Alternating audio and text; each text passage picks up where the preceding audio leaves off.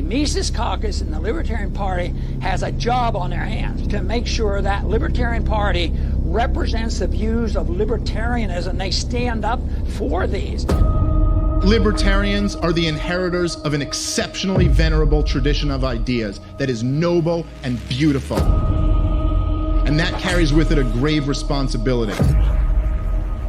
We must be true to that inheritance. Enough putting people to sleep already. It's time we finally woke them up.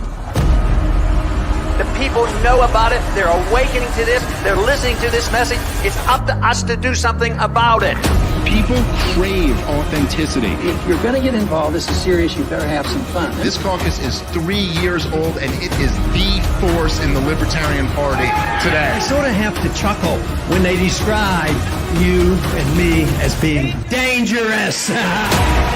Not going to let the people who apologize for our torturers tell me they're offended by my joke. You have a right to do things that are very controversial. You're not up there trying to crack silly jokes. You're up there sending a message. This is who we are. We are the Ron Paul Army. That's who we are. We are dangerous to the status quo. We are in the business of ending genocide. End the lockdowns, end the wars, and there is no force on this earth powerful enough To stop an idea whose time has come. We weren't here to fight with other libertarians. We're here for the revolution. We have before us the opportunity to forge for ourselves and for future generations a new world order. This crusade, this war on terrorism, is going to take a while. We came, we saw, we died. We tortured some folks.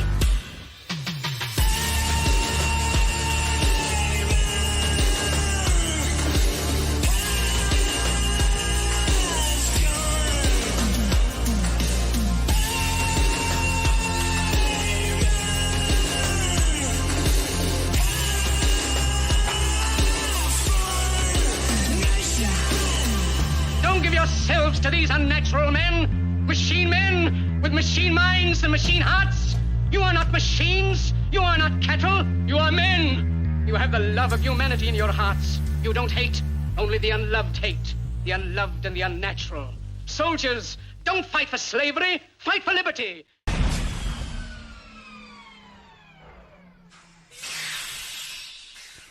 And the pod's been parked. Ladies and gentlemen, welcome to the show. It's episode 52 of Dave versus Goliath. I appreciate you being here.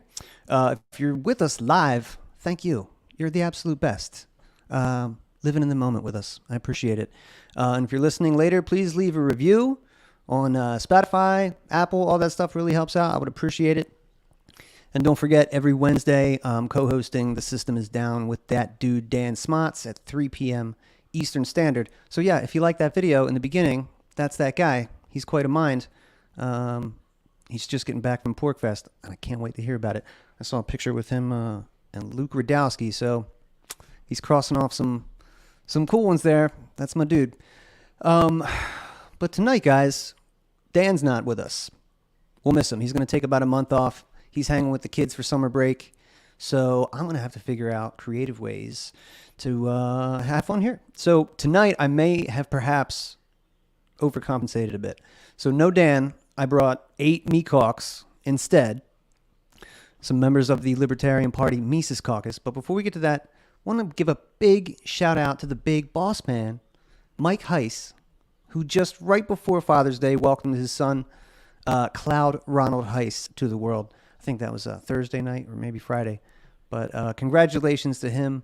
And this is, I've only seen pictures so far. I haven't met the baby. But this is a good-looking baby. Not one of those weird, scrunchy face, just born. It's cute. This is, he did good. So I'm proud of the dude. And tonight we're going to talk about a bunch of stuff that's going to concern the Mises Caucus, Libertarian Party. We're definitely going to do some inside baseball. But it's been about a year since the great old Reno Reset. And maybe we should do some inventory and talk about how stuff's going. So, without further ado, let's bring in some MiCaucs. I'm going to bring in everybody kind of all at once, and then we'll do some introductions just so we can all do it together. So, here we go. MiCauc. They keep coming. Keep on coming. Oh my gosh. That's so many MiCaucs. Here's a story of 9 old MiCaucs. Guys, thanks for being here. Real quick, we'll start. Let's start with Hannah. Hannah is right over here in the corner. And if I can find you over here, we'll give you the center stage and you can tell us a little bit about yourself. I'm Hannah Goodman. I'm the chairwoman of the Libertarian Party of Colorado. I am a proud leader of the Colorado Mises Caucus Caliphate, the most radical and based of all the MiCauc affiliates in the nation. I'm a well-known activist in my local community, and I have led my troops through many battles throughout the takeover, and I'm proud to be here tonight. That was a good intro. Way to go to bat for yourself. I really liked it. Up next, we got Ryan Bunting. Well, I should have started local. That's the MiCauc strategy, right? I should have started with you, man. But I don't know. Maybe ladies first, right? Nah, it's because I stole your fucking job. Yeah, so that is. Dave is the exiting chairman of the Newcastle County LP here in lovely Delaware.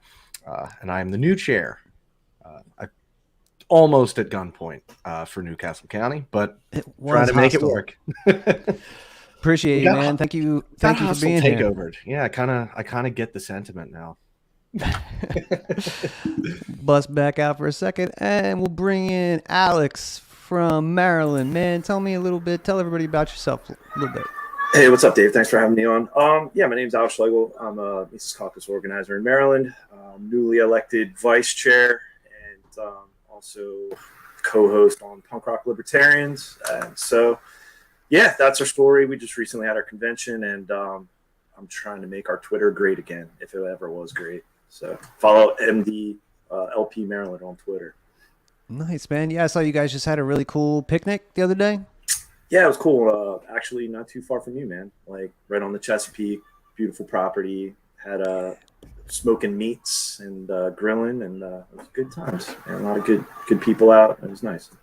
You guys have definitely good people in Maryland. Thanks for being here, brother. I appreciate it. Thanks, man. Let's see here. Let's go all the way out. I mean, I should be, maybe I should have done all Colorado together, but we're mixing it up. We're going to go all the way out to Alaska with Leighton. What's up, man? Thanks for being here.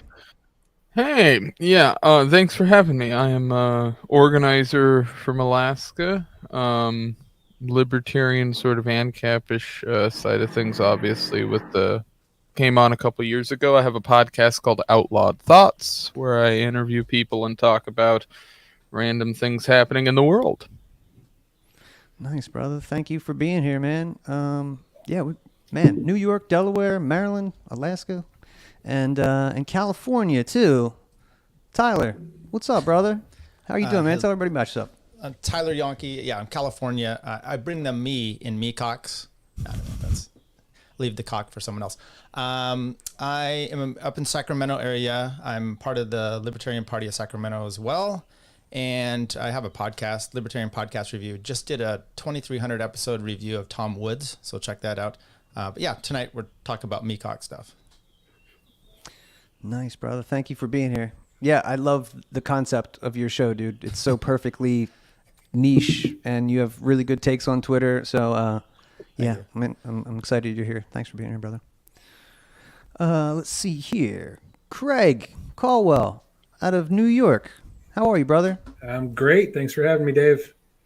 No doubt. Tell us about yourself. I've been involved with the Caucus since Pittsburgh in 21. I just went to see a comedy show and joined up after I saw what happened there at the PA convention. So I'm chair of my county LP in Chemung County, New York. Ran for county legislator last year. This year I'm running for city council in the city of Elmira. I'm on the state committee of New York, LP NY.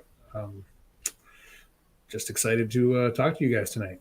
Nice, man. You sound awfully busy. Try to be. Thanks for doing all that. We'll definitely get into it. And we'll stay in New York. Justin Carman, how are you, brother? Not too bad. How about yourself, man? Doing great. Thank you for being here. And just tell us a little bit about yourself, man. So I hail from upstate New York, Albany County, where I am the chair of the Albany County affiliate. I'm also executive committee member for LPMY. I consider myself to be pretty much a day one MiCauc. I've been an organizer for probably the last 3 or 4 years now.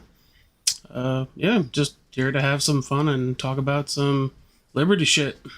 Yeah, dog. Thanks for being here, man. I appreciate it, and glad that you're an OG. And I believe this might be lastly, Elisio.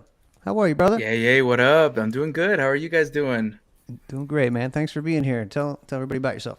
Yeah, for sure. So it's a pleasure to be here. I am the vice chair of the Libertarian Party of Colorado. So I'm number 2, just right under Hannah Goodman. And like she said, we're the caliphate. We're bold. We're the loudest. We're the bestest. But we like to share our experience with everyone. If you guys want to join the Mises Caucus to just ruffle some feathers here in Colorado, just talk to us. That's kind of what we're here for. We're in the business of being loud and proud. So that's awesome, man. Yeah, you guys are. Both of you guys came in hot. We're awesome. Check it out. Number 1. I like that attitude. It's like rappers, you know. There you go. You're number 1 or you're first or last, you know, that kind of. Yeah, I feel like Chamillionaire kind of nerfed himself. He should have been Cabillionaire from the jump. He really set a hard cap on himself. Yeah, no. But it should be noted, the Libertarian Party was started in Colorado, right? David Nolan's living room. That was the epicenter. You guys definitely, I think that's something you can have a claim to fame. So the culture must be at least somewhat rooted, you know.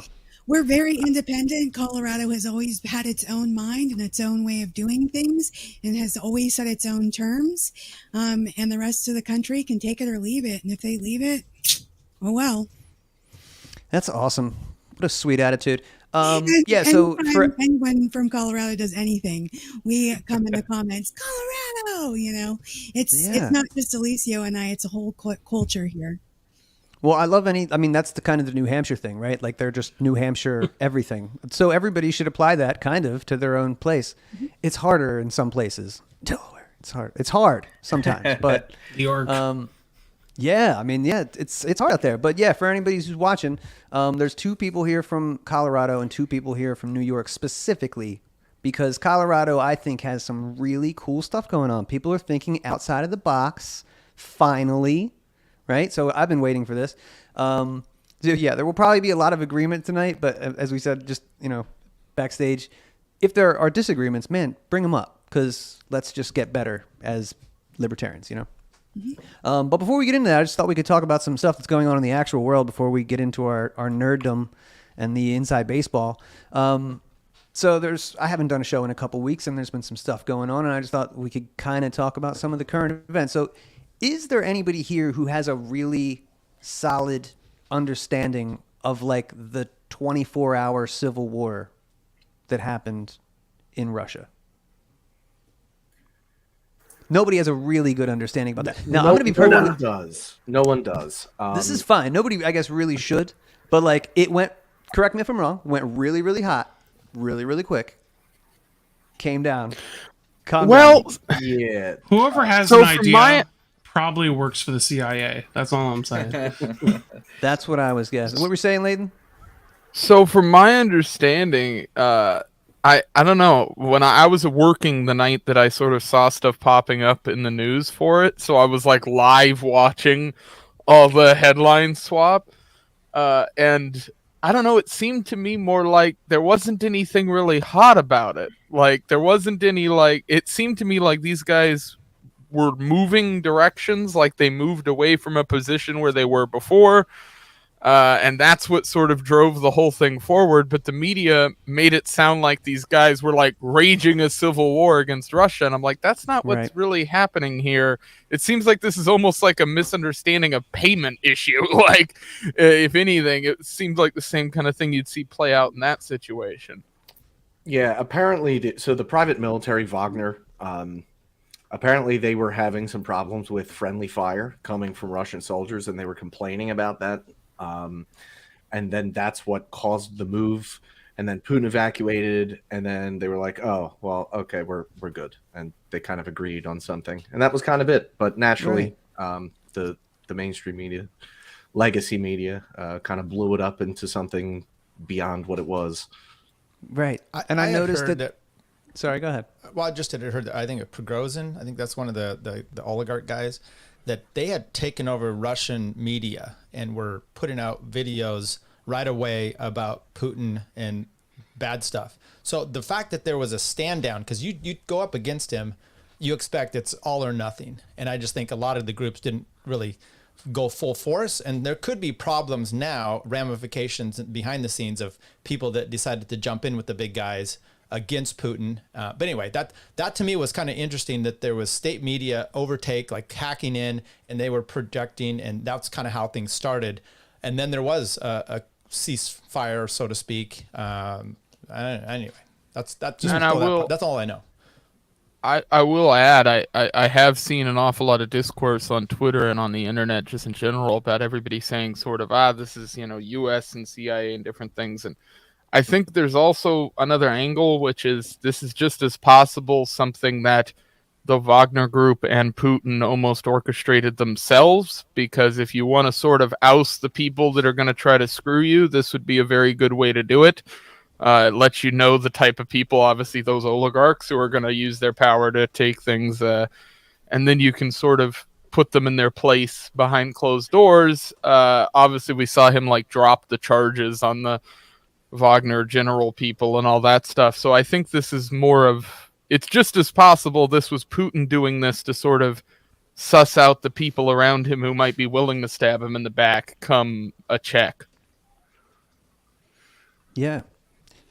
Man, thank you for that. You had some, definitely more information on that than I had. So I was kind of hoping I could count on you guys for that, because this past weekend I didn't want to pay attention to that. I try not to pay attention to the brink of nuclear war stuff. Think locally. I'm right. I'm 50.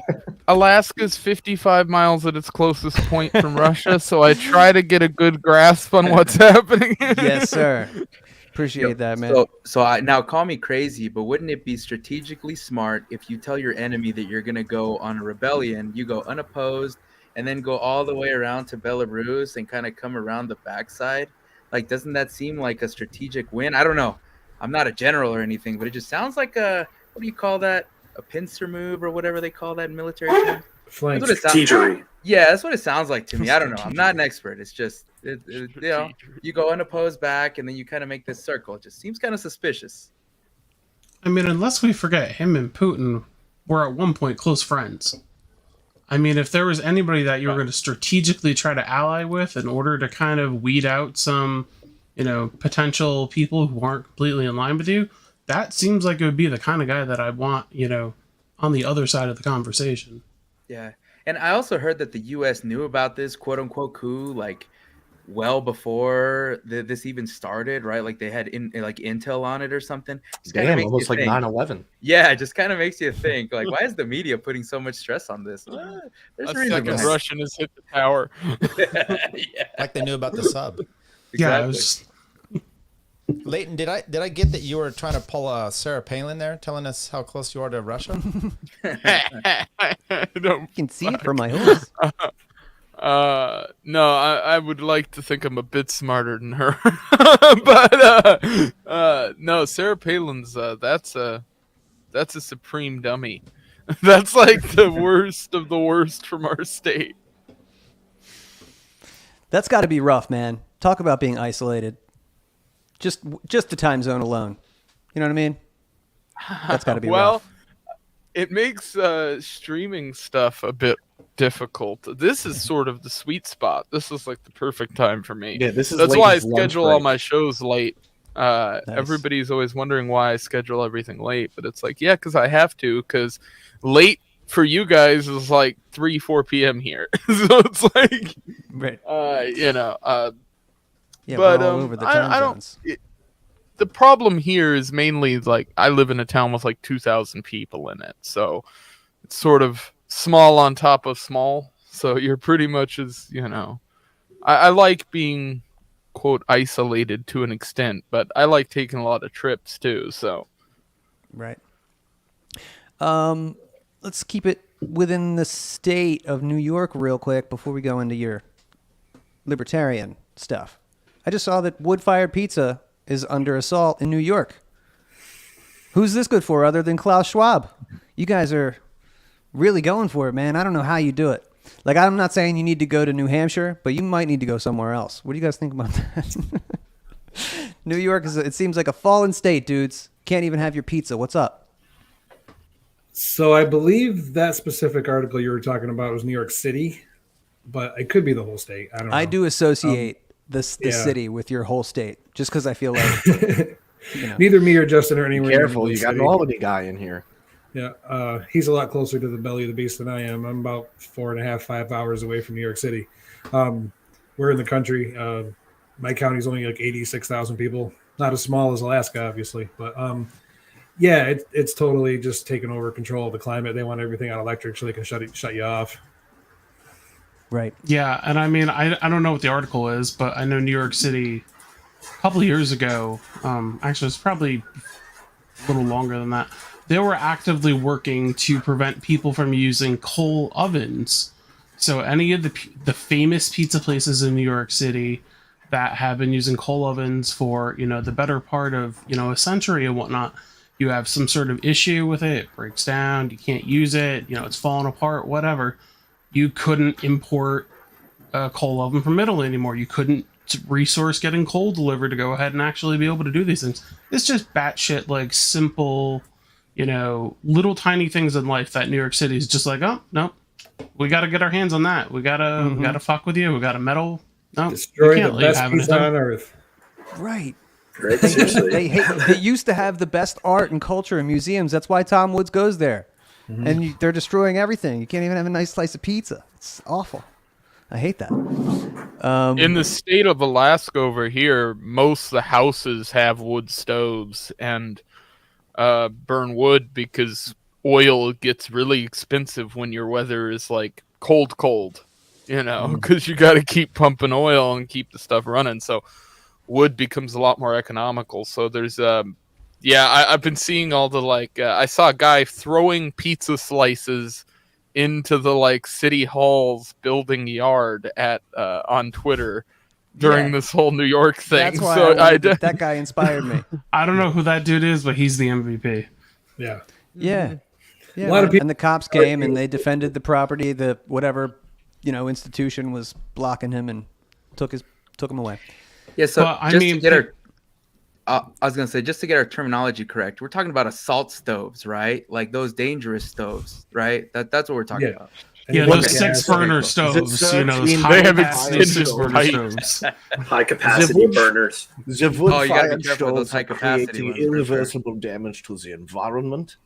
This is a global issue, and we cannot stand for it. We must convert to electric stoves. For the 13 or 14 pizzerias that are using this technology, we cannot allow for this to stand. I love it. So how many BTUs is considered a salt stove? That's the real question here. The founders never could have envisioned stoves like this. They might have, actually. Piggybacking on that, Hochul just recently, I don't know if you guys heard about this, but I think California was kind of going through something similar. They've now outlawed the possibility of, if you're building a new home in the next couple of years, you're not going to be able to have a gas range. A lot of us, I live upstate, I live in the middle of absolutely freaking nowhere, and we lose power constantly here. We have terrible power. But a lot of people around here rely on that during the winter to go ahead and be able to survive. We have that in Delaware for new constructions. They are only doing electric ranges, which I don't know if you've ever cooked on electric, but it's fucking depressing. Very sad. I know another way that this is done, which is through HUD homes and all the government efficiency apartments. So if you're on fixed income apartments, of which we have a couple of these units down here in Seward, they all come now with electric stoves, and that's actually direct from HUD. That's just what they get now. There's no gas, anything to be installed. Even in a state like this, where most of the houses you see that are independent houses are going to be on propane, because that's what is used down here. It's just what everybody has. So I have a business idea for everyone in New York. Could you start like a dumpster fire pizza? Because I'm pretty sure that if you do a dumpster fire, they won't say a thing, right? All Like you your need to house figure whisper- out is how to perfect a Z-Bug crust. Hi, and Gotta welcome figure to it out. Peaceful Protest Pizza. There you go. Don't mind the flames. They're mostly peaceful. This is why it's so important, because this is the globalists, the World Economic Forum, and this is how we can push back locally. Because the same thing in Maryland, this governor we have is just a progressive, straight out of like central casting from the CIA. You know, he's like portraying himself to be the next Obama. I mean, he's just like the photo op all over the place. But anyways, they want to reduce. He wants to have all vehicles in Maryland 50% electric by 2034, signed it into law. Yet there's also a law in the book by 2020, 50% has to be renewable energy sources. So all these coal plants, there's a coal plant in Southern Maryland. I just saw it. I'm like, did that place close down? Look this up. They completely shut down just this past year. And they were expected to shut down two years from now because of environmental reasons. But they're pushing this fucking agenda. And it's like, okay, wait a minute. You want to cut the power by 50%, yet you want to increase the use of like EVs. But like, how the fuck is this going to work? It's so insane. And all the governors too, all the Democrat governors, like we should stop pretending like they're their own autonomous people, and instead deliverers of the WEF, WHO 100%. agenda, UN agenda. You know, because that's what they're doing. Young leaders, In lockstep is their word that they use, right? Like as soon as Pennsylvania does it, or New York does it rather, that's kind of like the captain over here. You know, Pennsylvania will fall, Maryland, Delaware, boom, boom, boom, boom, boom. That's how it worked during COVID. It's all cookie cutter responses. It comes from one person, and you could slap a different name on the policy in a different state, and you'd be like, "Yep, that's exactly what they're going for too." If you imagine the economic impact of closing a coal power plant, so here in Colorado, the western slope is like smaller populated, although I'm pretty sparsely populated here on the eastern side. I'm on the extreme eastern side of Colorado. So we're at 5,000 people in the county. A similar county on the western slope, they're pretty much their only source of industry was a coal producing power plant. And when that shut down, that essentially crippled the rest of the economic system of that county. It would have been like the impact of closing a third of the businesses in Colorado Springs, for instance, like if you adjust for the different factors, right? So you're expecting people who now don't have jobs to be able to afford an electric vehicle. And we all know they're like brand new. And so they're like expensive, right? So you're dipping into your working class, or what people consider a working class. I don't necessarily think that way, but you're dipping into their income. Then you're reducing electricity, and then you're requiring, well, if you want to drive, then you have to have this electric vehicle. And too bad, so sad for you, peasant, if you can't afford it. So it's just really insidious, the entirety. And we've only just discussed two different parts of that. So we could continue going and going how insidious that really is and why it's so terrible for liberty.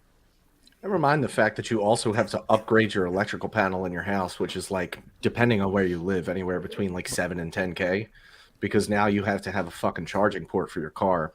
Right. And in regards to Maryland, I deal with Maryland Tesla drivers like 3 to 5 days a week, and we do not need to give these people more Teslas. No, they so I guess without maybe doxing myself, I work at a trade school, but they have they just started a Tesla program, and there's so many. And then the thing is, it's like you know how it is in Delaware or anywhere on the East Coast. It's like people live in townhome communities, row homes. How the fuck are you gonna plug these things in? Like, and to your point, like you got to upgrade your electrical panel. And to Hannah's point, it's like people can't afford this shit. They can't even afford gas cars right now with inflation, let alone the fact that these electric cars are so outrageously expensive yet and totally impractical based on people's current living situations. So it's even I don't see how like it's going to work. The cheapest electrical vehicle, I think, is right around like the 30K mark. Yeah, and it's they'll regulate you out of existence, whether it's the stove or the car. It doesn't matter. So you get your fucking car, and it's like, oh, I have a medical emergency. Oh, sorry, 15 minutes until I can drive the thing again. I have to charge it. I can't just pour liquid into it and have it run. I hate to pull things back to my sort of state, but with Alaska, it's like we have 730,000 give or take people here, and the state is so huge. When people talk about like electric vehicles and this sort of system, I'm like, this can't ever really work en masse here, like as a state. Like, you're never going to be able to have a grid that can support this, because what are you going to do? Build a bunch of these things on highways in the middle of nowhere that go across 300-400 mile stretches? Like, no one's going to do that. There's no profits to be made in that, certainly. And so you end up with this situation where the only time I ever see an electric vehicle, like I've seen 3 Teslas in this state ever. They were all in Anchorage, Alaska, which is the biggest city here, and they never leave because you can't. If you want to go to Wasilla from Anchorage or the Kenai Peninsula from Anchorage, in either direction, you're going to need to be stopping to charge or going somewhere to figure things out. And most of the cities here just don't have the infrastructure and no one's making money off of it. Well, so who's going to build the money part? The money part's a huge thing, because what you have is cars right now. You have natural or gas, right? And you have, for the most part, it's private. You have gas companies. Electric almost entirely is municipal run, state run, what have you. So now there's a control on the grid that's much more insidious, that we're going to be really putting the kibosh on you. In California, they've, as you guys have kind of mentioned, they're trying to go away from gas stoves, but they're also saying, hey, we're going to outlaw getting gas-powered generators. Oh, by the way, we're going to shut the grid down half the year. So it's crazy town that we have going on with that.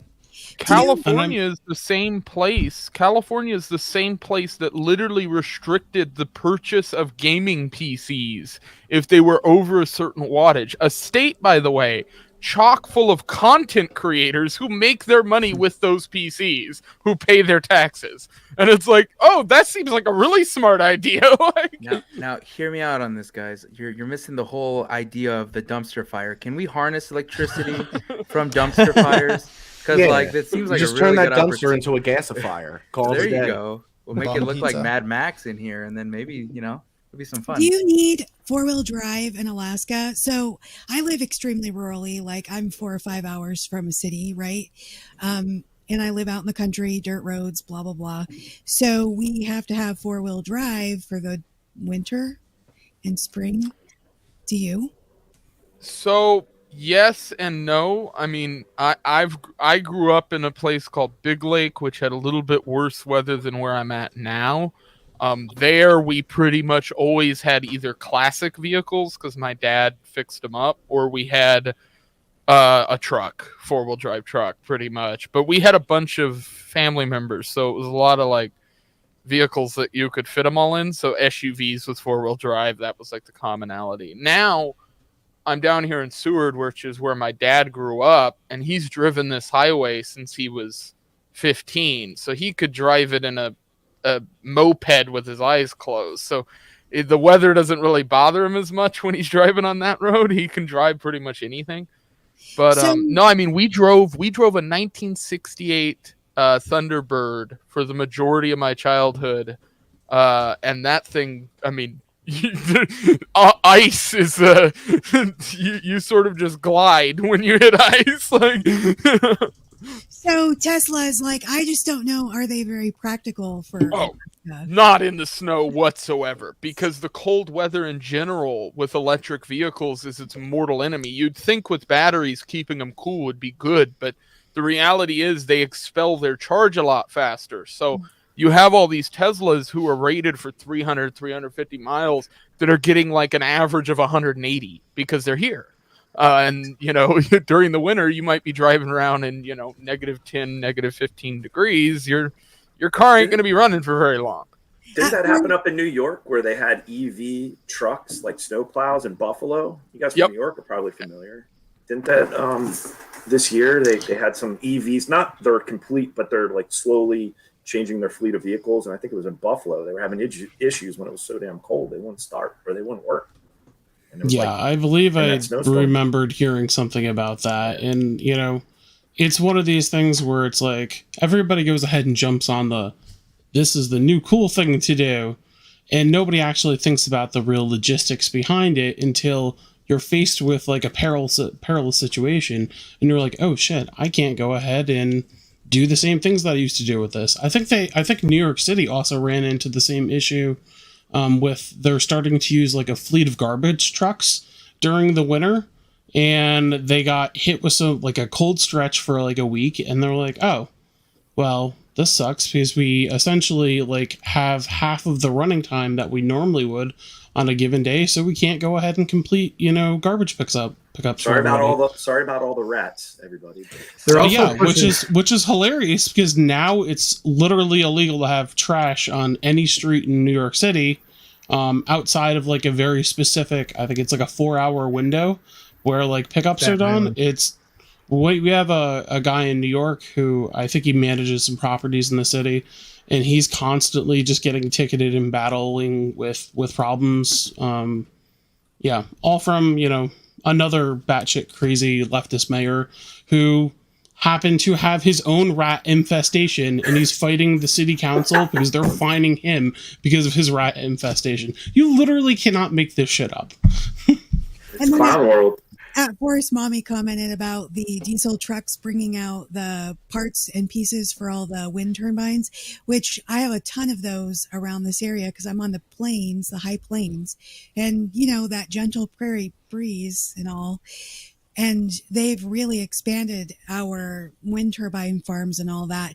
And it's just truck after truck after truck after truck. We have train lines. We could probably save some carbon on the train lines. You know what I mean? We have one wind turbine here, and everybody in the city complained about it so much that they never built any more. They were just like, we're done. I just got back from a trip from Nebraska, and I kid you not, I thought I saw a Tesla pulling a tiny Honda generator. So it sounds like the solution is gas-powered vehicles. Come on, anyone. Come on. Yeah, man. The great thing about wind power is that it's fucking terrible. So they're made out of unrecyclable materials. First of all, they clap birds at just remarkable rates. Like birds just get clapped by these things like all day. So they're just massacring bird populations. When they fail, these things are lubricated by oil, grease, things of that nature. So like when they fail, they're just pissing oil all over the place. So it's like this thing that's supposed to be environmentally friendly is really just like a statue that looks like it's environmentally friendly and then just obliterates the environment around it. It's another one of those like kind of standard feel good things where it's like, oh look, we have a wind turbine. Yeah, but it also just murdered like 60,000 fucking rare birds this year. Good looks. The insects and things like that. Last year, we had a massive drought. My family, they do wheat farming. So we had a massive expansion of our wind farms from COVID funds. My kids, we drive by and they're always like, look, they're curing COVID, right? But it's interesting because not only did we have a massive drought, but we had an incredible sawfly infestation in the wheat around all of these wind farms. That could be the impact on the ecosystem of birds dying, but also because they also kill tons of insects, right? And everyone's going on about honeybees, and you need bees to pollinate the fields. Well, I live in those fields, right?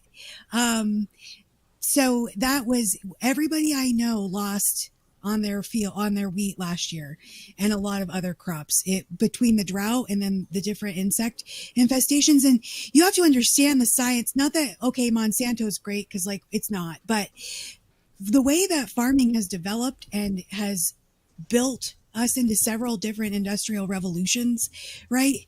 They have bug infestations down to literally a science. And what used to be massive swarms of like grasshoppers and things that would just devastate and wipe out everyone, that doesn't happen anymore. So nobody can really explain why the sawflies were so out of balance except me. Well, duh, but all these farmers, well, they love their subsidies, right? So what's another subsidy? They're getting paid by the taxpayers to put the shit on their lands. My grandpa has 2 on his lands, and he's in charge of writing all the regulations for the county, which is so corrupt, right? And I'm like, you deserve that sawfly infestation. You're so fucking corrupt. I don't know if I can say that. Damn it, Grandpa. Yeah. So we have big fights about that. And he's a Republican, right? Crazy, Man, did you tell him about the deal that you guys made? Maybe he should be cooler. You know. Pause on that real quick because we're going to get to that in a minute. But one more real quick topic. Ryan, we're going to bring it back local. I'm not sure if you heard, but Sarah McBride, Delaware's first transgender representative. For Christ's sake. She will be. You didn't even hear yet. What happened? But anyway, just kidding. She Everything. She'll be running for Lisa Blunt Rochester's House of Representatives spot. So Lisa Blunt Rochester's going after Tom Carper's Senate seat, and they all just endorse each other. That's the Delaware way. It's all pre-planned. But State Senator McBride wants to be the first elected, the first transgender member of the House of Representatives. So I guess I'll put it out to you. Is that good? Is it bad? Is it neutral? And what should we do? And to the whole room, what should the Libertarian Party do with these openings at the federal level? And if anything, but I'll start with you, Ryan. What do you think we should do? So this is like a Boys to Men cover group called Bad to Worse. So she I don't know what that thing's fucking pronouns are, but that's terrible because this is the with she whatever has trans children, those exist. Oh, I didn't know that. Yeah, okay. Yeah, because I think she's got like a 3-year-old, 4-year-old or something. It's like, oh, they're all trans. No, they're not. They don't even know what planet they're on. Oh my god. They barely know what state they live in, and you're telling me that they're like, oh, I'm this. No. Oh my god. So this is one of those times where I think that obviously the primary solution is to hope that statistics are real and they play out properly, but otherwise I mean we kind of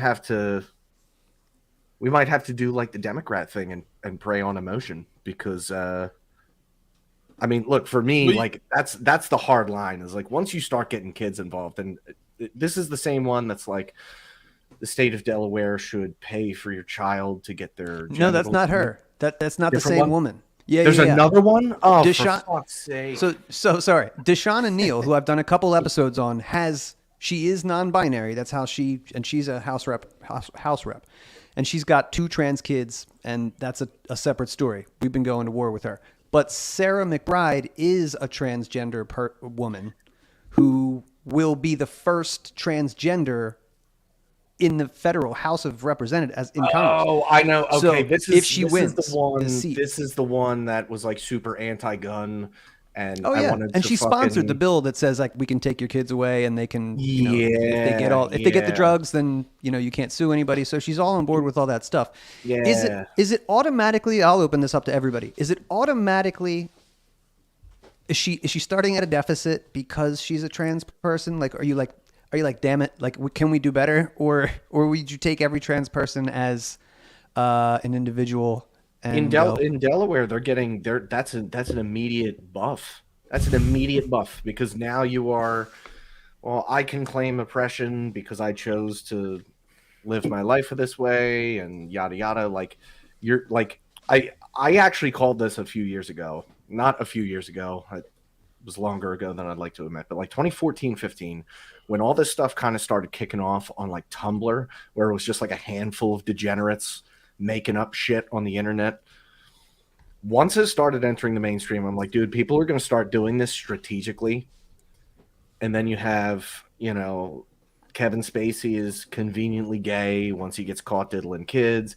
Now everyone's going to be trans when they either A, want to be perceived as a victim, or B, they want to seek a position of power and get kind of like the Obama thing. I voted for the first black president. Yeah, and you did it purely because of one immutable trait. There was nothing about his policies or anything that you cared about. You chose the one thing, and you latched onto that. So now people are going to be like, I wanted to be on the right side of history and vote for the first transgendered whatever the fuck.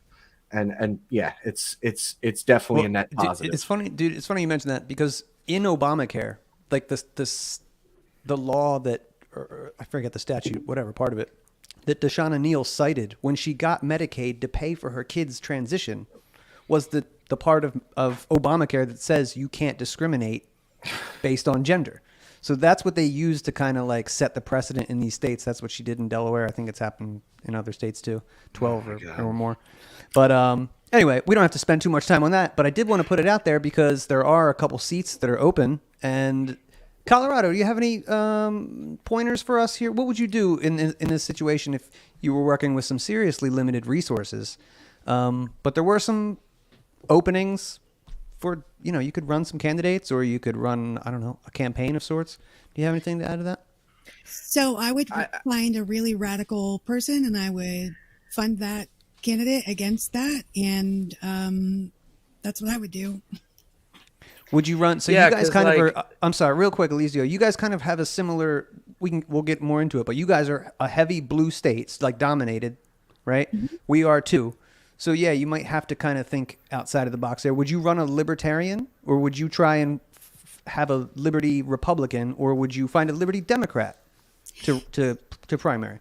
I would look at all of my options and decide what is the most financially responsible and also going to win. So whatever that looks like, I would consider all my options. Say a Liberty Democrat popped up, I'm going to look at it. I'm going to look at that really hard. Say, a Liberty Republican pops up and they've signed my pledge. I'm going to look at that really hard. Say I'm working with third parties and we're strategizing what candidates can run where the most effectively and efficiently. I'm going to look at that as well. Yeah, and I'd love to know her campaign slogan or whatever. Is it like, don't send a woman to do a man's job? Because if that's the case, then it would probably be really wise to run like a really strong Liberty woman, right? Like, man, everybody can hate on Forest Mommy, but my girl Jessica Fensky is pretty based, right? Like, yeah. I'd be like thinking, Colorado. Yeah, she'd be the best one to run up against this person, right? Like somebody that's liberty-minded. What was that? I could see what was the name of the person who you said was running for this position? The trans person. Sarah McBride. Sarah McBride. Sarah McBride Cauc's out 2024. Cauc's off 2024. Cauc's off. I did see a story from Indiana. Halfway to being a MiCauc. Story from Indiana. There was a city council. She's a they them. If your cock lasts longer than 4 hours, contact your doctor to have it cut off. Oh shit! No, I floated this out when the news of Colorado with the agreement that was made with the Republican Party in Colorado, and I floated it out amongst the board members and MiCaucs here in Maryland. I was like, "What do you guys think about this strategy?" And they're like, "One, it's too early," and they're like, "All the fucking Republicans in Maryland suck, so fuck them." But there are a few that maybe it's like, I don't know, but that because our strategy is local. Do you really want to waste funds like you said, Dave? Well, that's the thing. These are both federal races. So should the Libertarian Party, if anything, like Forest Mommy, you mentioned she is based, but she could win for sure her city council race. That's that's absolutely in the cards. It's a different game to play, with these federal races and things. But just for the troll points alone, I don't know. I figure something should be done. So everybody should start maybe just letting that percolate.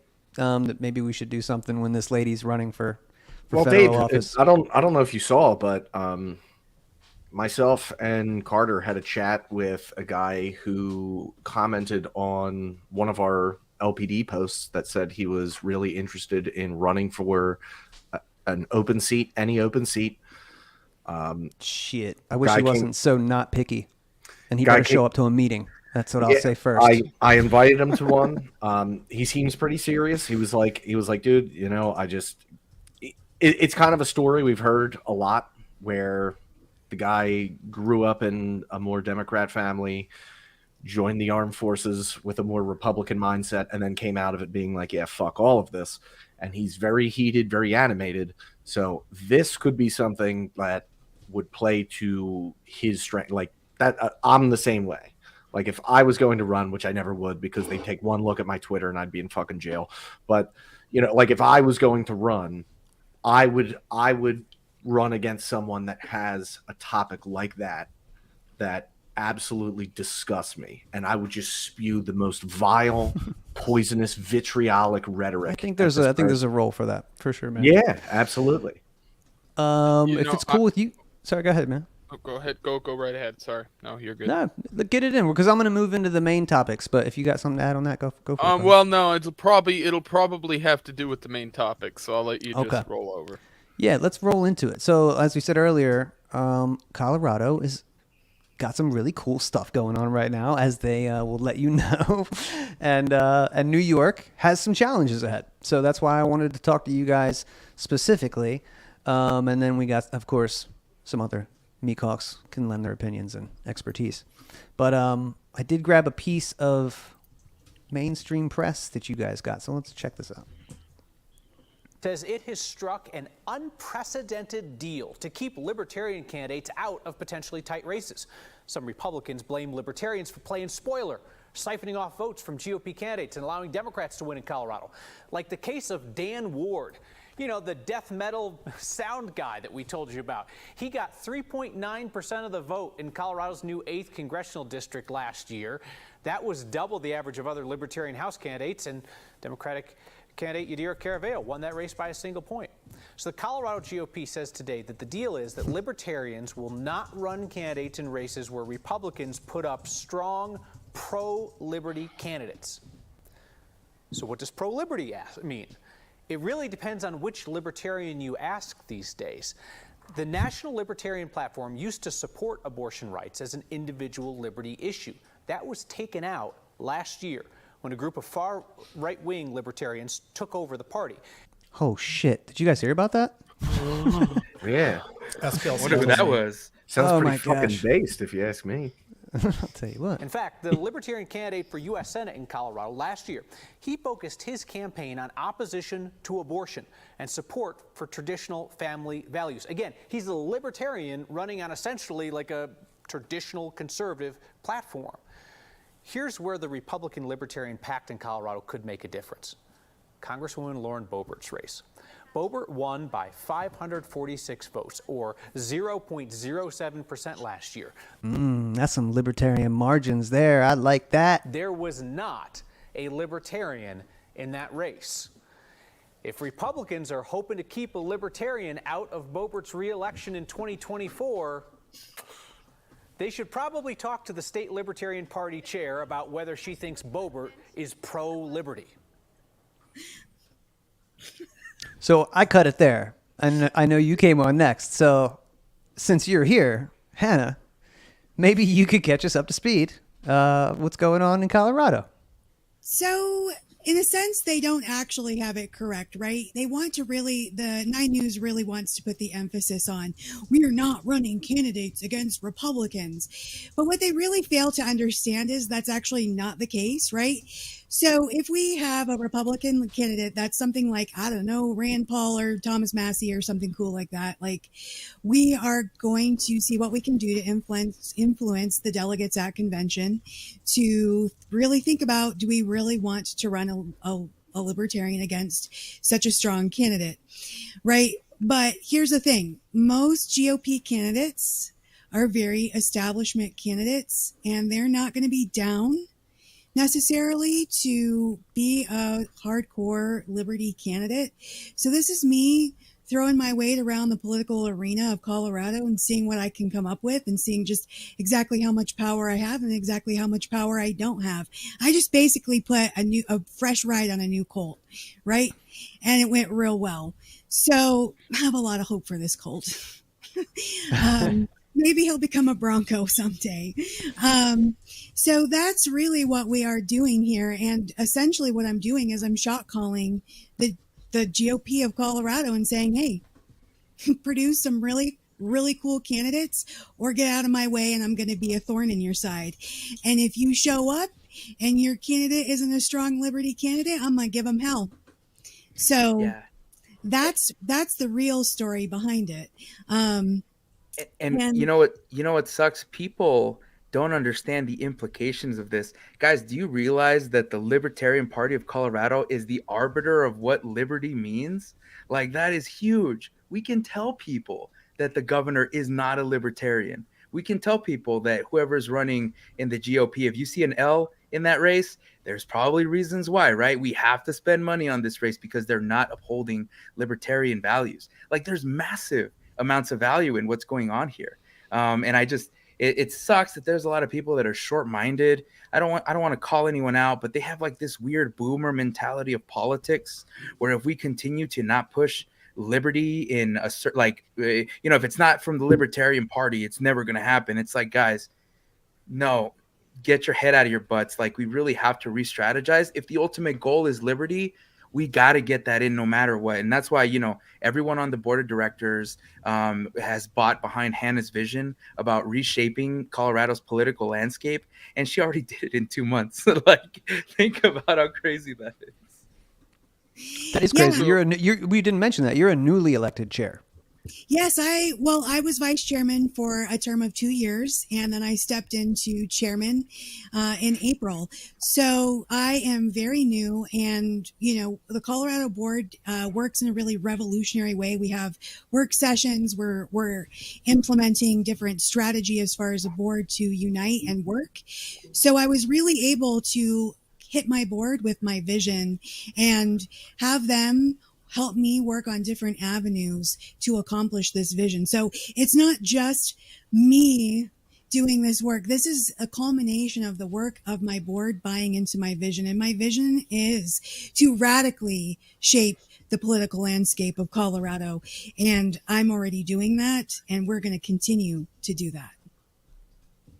Booyah. Who wants to comment on that?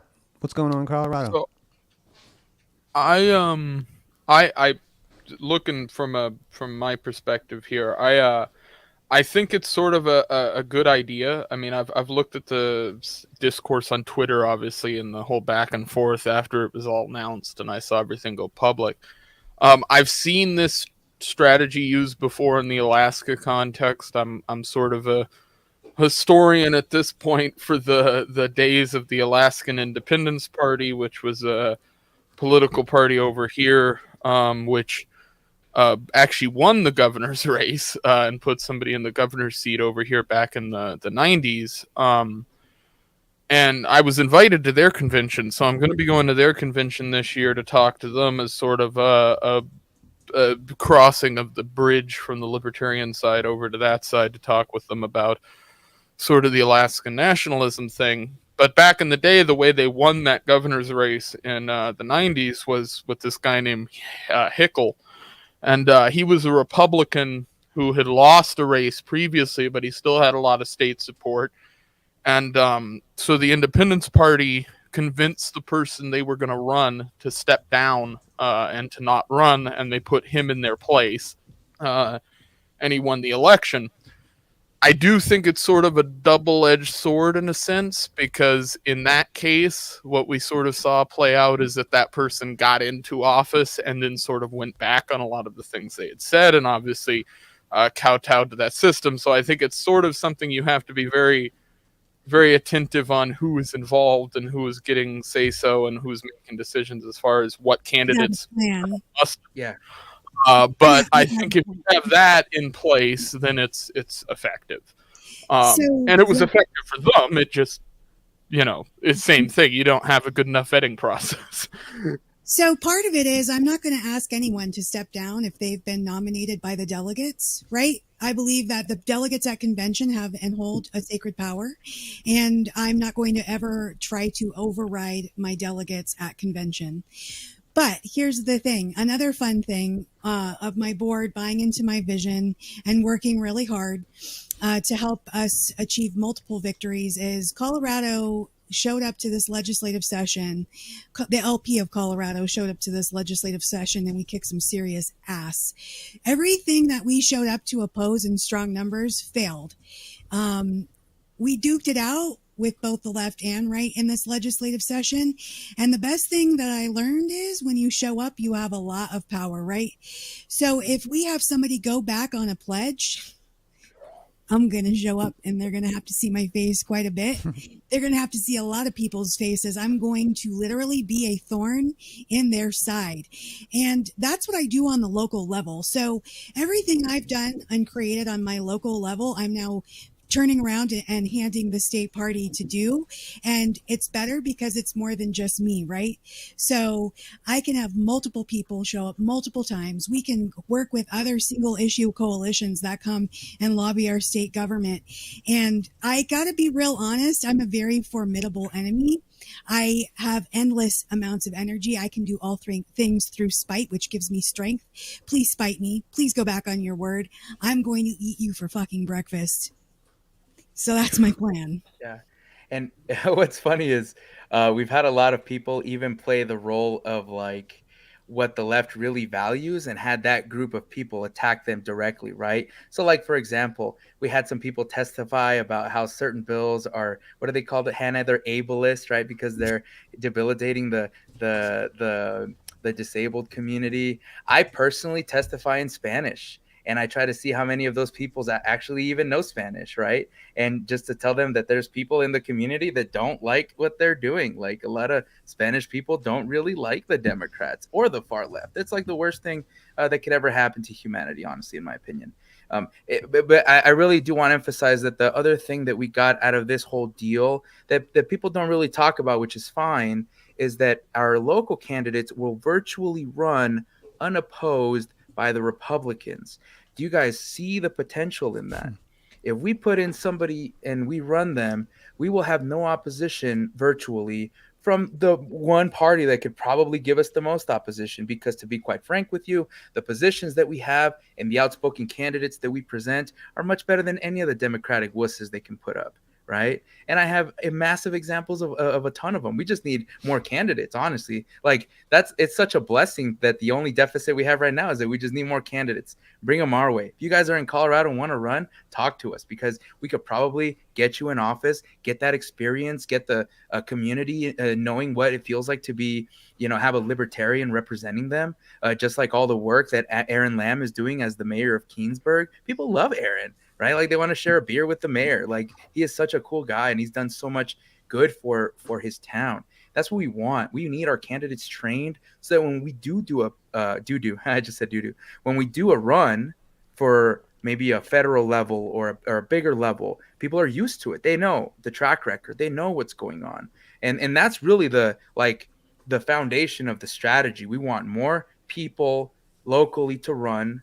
And then if you can give us a Ron Paul, if you can give us a Thomas Massey, why would we spend resources on you, right? Like, that just seems so far-fetched. We don't want to spend money. Like, So real quick, I'll say that all of us probably here would go, all right, Rand Paul, Thomas Massey, everybody knows those guys are like the best. But in the video, the guy was like, well, they got Lauren Boebert. No. So that's a hard pass for you. I feel that might. Oh, go ahead. No, so, Dave Williams, so I'm very tapped into my local and state governments. I don't really watch federal stuff because, why? Anyway, so Dave Williams from the GOP, he's chairman now. He was a former House representative, and he is literally like the Rand Paul, the Thomas Massey of Colorado. He gave a taxation as theft speech from the floor of the assembly and was booed by Democrats. So, there is people. We have a Patrick Neville, and his voting record's even better than Dave Williams. There's another man. So we do have some really strong liberty candidates on the state level. And, Boebert could tighten up on some issues. Great. She looks great. She's really strong on the Second Amendment. Cool. Don't be a one-trick pony. Level yourself up. I want to hear you speak about capitalism. I want you to finesse my ear, my girl. I want you to tell me about how you want that free trade. I want you to tell me how you want that sound monetary policy, right? Talk as sexy as you fucking look. That's what I think I want to hear from her. And that is the only opposition I have to her is that, you are a one-trick pony, and the Second Amendment is important, but you know what? There is a lot of other bigger issues here, and we're all dying for liberty, so get on the liberty bandwagon. Hell yeah. Yeah, but I would love to know, like, what part of this is stupid, right? Like because I really like to work out the kinks with all of these plans. I read a lot of case law. I read a lot of everything, and I want to know, like, what is the worst part about this? Because we want to make sure that everything is ironed out, because if this works in Colorado, I pray that it could be replicated in other states. If the Florida LP wants to team up with the Democrats to take down the authoritative Republicans down there, let's use Colorado as a blueprint, right? But I know this is a test run.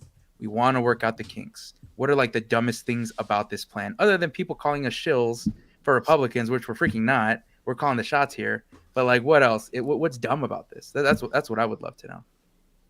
Well, I mean, I would. Oh, go ahead. Go ahead. I would say my main concern, my main view of it is exactly what I sort of went over before. It's sort of like somebody like Boebert.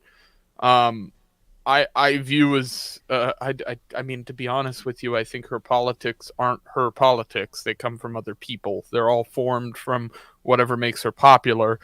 I don't see her as being really a liberty candidate. That's a stretch for me personally, coming from my politics. But I think that's something that Colorado's going to have to decide on their own. I mean, it's not really, that she has, other states aren't. She's portrayed as somebody who would be closer to, she's not Mitt Romney. So an average Colorado Republican might think, wait, you don't like that? That's what we were talking about when we said Liberty Republican or something like that, She actually has you should look up her voting record. Something that I could speak positively about her just as easily as I could speak negatively about her.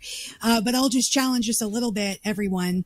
Look up her voting record. She votes a lot like Thomas Massie. So maybe the ideas in her head aren't her own, but she is shrewd, right? Which is its own sort of intelligence. So she's seeing Thomas Massie as being very liked by anti-establishment people.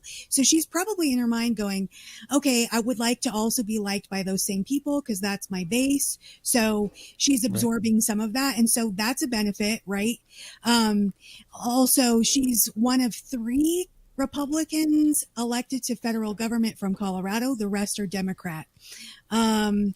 We are in a Democratic single hold, like they own my state house, my state Senate, and they own the majority of my federally elected people. They own a tremendous amount of my local elected officials and county officials, right? So that's terrifying. So if, Boebert wants to tighten up on her liberty stance and she wants people to really help her out on that, I would just challenge her to that. That's come up to my level then. I would like to see you perform here. You're performing here. Please perform here. If you manage to make it here, great. We have no problems. And, some people really work well when you set bars for them. I'm one of those people. I'll do anything you ask. You continually raise that bar, I'm going to continually exceed it. Can I just say something real quick, which is I think the great part about what's happening with that Colorado is they are now going to have to listen, the Republicans listen to the LP, and that's at least something, right? So maybe Boebert, maybe she's like MTG where she kind of follows Massie, but then she's going to follow someone else. Fine, but maybe she's going to have to listen a little bit to you guys or whomever it is. And I think that, for where we're at, we have to take into account the reality on the situation on the ground.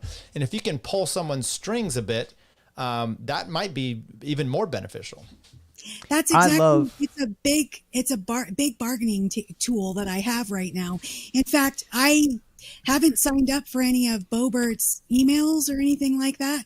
And I woke up this morning and my chair email was an email sent directly to me and to info@lpcolorado.org. But they had to actually put my email address in there. So they sent me an update from their campaign team. So I know for a fact she's probably somebody around her is going to watch this, see this, and see exactly what my issues are and hear exactly how I'm telling her I would like to see them fixed. And they're going to give her that feedback. So then let's sit back. And if you notice a shift in her campaigning, then that bargain tool worked real well, didn't it?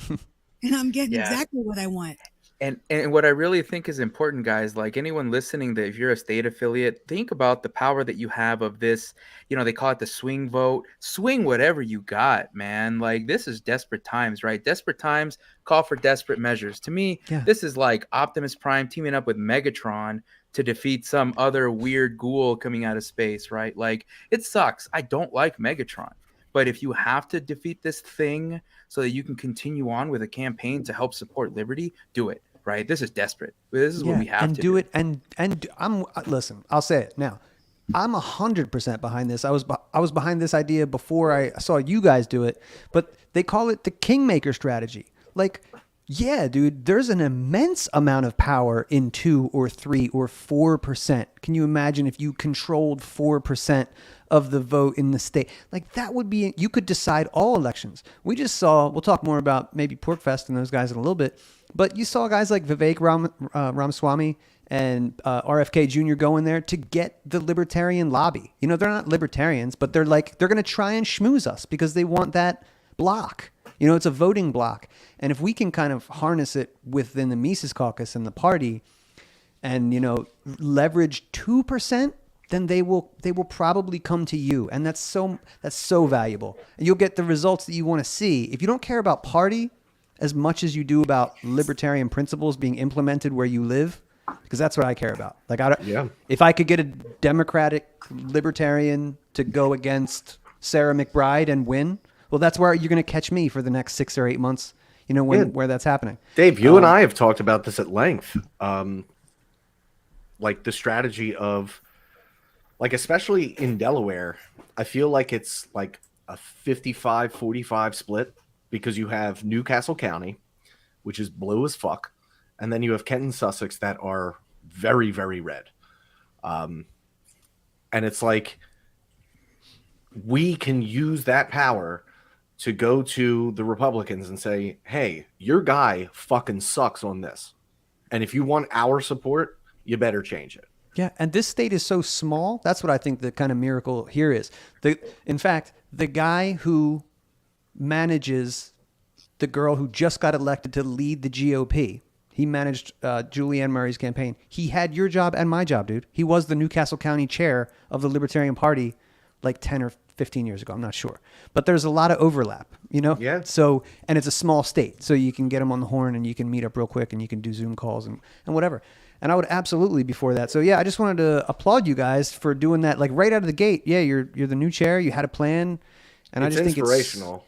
It's inspirational. And it makes me want to not just talk about doing it here. I think we need to try and throw our weight around a little bit and see what we can do, because I mean, some of the GOP representatives here have been voting for like anti-gun shit, and it's like, oh well, you know, we just did this as like a compromise to slow them down. We're gonna get them next time, and it's like, no, you're not.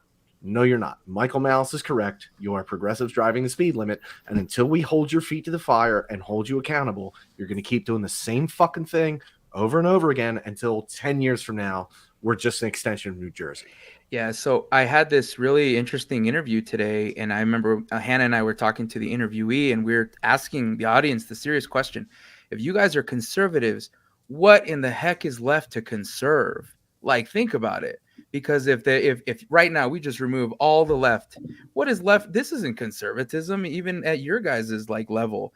The best thing you guys can conserve is liberty. That's literally number one. That's number one. Conservatives should be focused on conserving liberty. What's left to conserve? Because, like, seriously, like, right? Like, think about it. Like, this is dumb.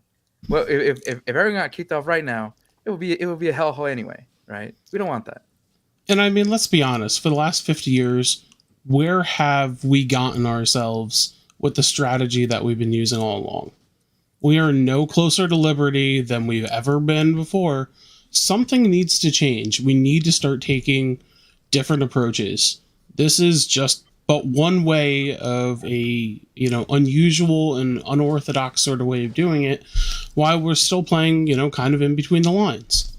You know, if we can't, if 50 years of trying to fight for ballot access and trying to do things the traditional way haven't yielded anything, well, you know what? It's about damn time something changes. Absolutely. And another feedback I've gotten from people who are very critical of this is that they don't believe that libertarians are spoilers. And I'm not here really to debate that, but guess what? If your enemy thinks that if there's something they fear about you, why would you not lean into that? And why would you not use that as a weapon? I am going to find what bothers you and I'm going to torture you with it. And until you do exactly what it is I want you to do. That is how I operate.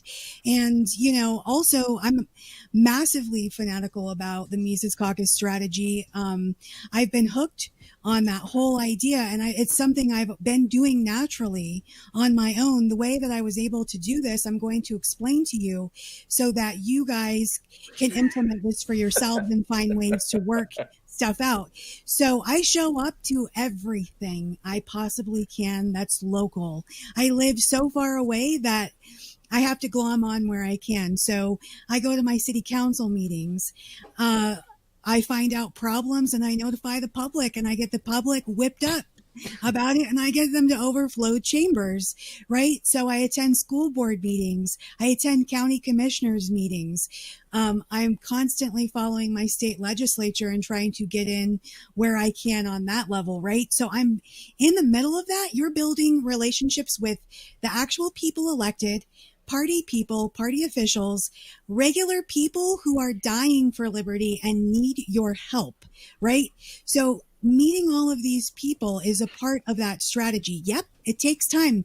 I've been doing this since 2017. I've been doing this officially as a libertarian since 2018. So, and I've been doing this with the Mises Caucus since the end or the very beginning of 2021, or it may have been actually November of 2020, something like that. So, it takes a long time. And then once you have these connections and you've built this trust with people, because that's really important. That's an important piece of this. Then you can really start stirring, right? You're stirring little pots doing all those things. But once it all comes together, that's a bigger pot, right? And eventually you're going to whip out and you're going to catch your state level and your federal level. It's very, very, very important to advocate and activate on your local level. You're going to become people's hero. You're going to build a reputation of trust. You're going to be able to explain to people your ideas. And they're, when you're face to face with somebody, my passion is contagious, right? Many people can see things I write and it's very passionate, but when you get me in person, it's over the top and it's so capturing and engaging.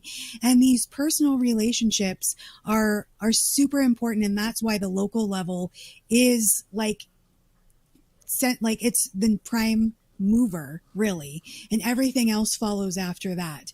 So if you would like to implement the strategy that Colorado is now doing on our state level, get active in your local level, start building relationships. And then once you do those things, then you can start making demands and seeing how far you can get. Without those key pieces under you, you may or may not have the same effect, right? It is the kingmaker strategy, but I've been building the board up for my one move, and it's just exciting. Yeah. And so, go ahead. Go. I was going to make another point. That's fine. I want to hear it, but I just want to say worst case scenario. Let's say we fail miserably, right? Then the Prags retake over the party, and then if they win an election, they can still thank us because we screwed up so royally. But the positive is if we don't screw this up, and this is definitely a great opportunity, liberty moves forward again. We don't want to see any more lockdowns. No more lockdowns. No more mandates. No more bailouts for the banks. We're sick of that, man. That stuff affects everyone, including people in my community, right? It sucks. Nobody wants to see that anymore. And I think as Mises Caucus folk, we have that boldness to do it, right? And if we screw up, all right, we at least tried, right? No, we get some points for trying. So that's the way we look at it.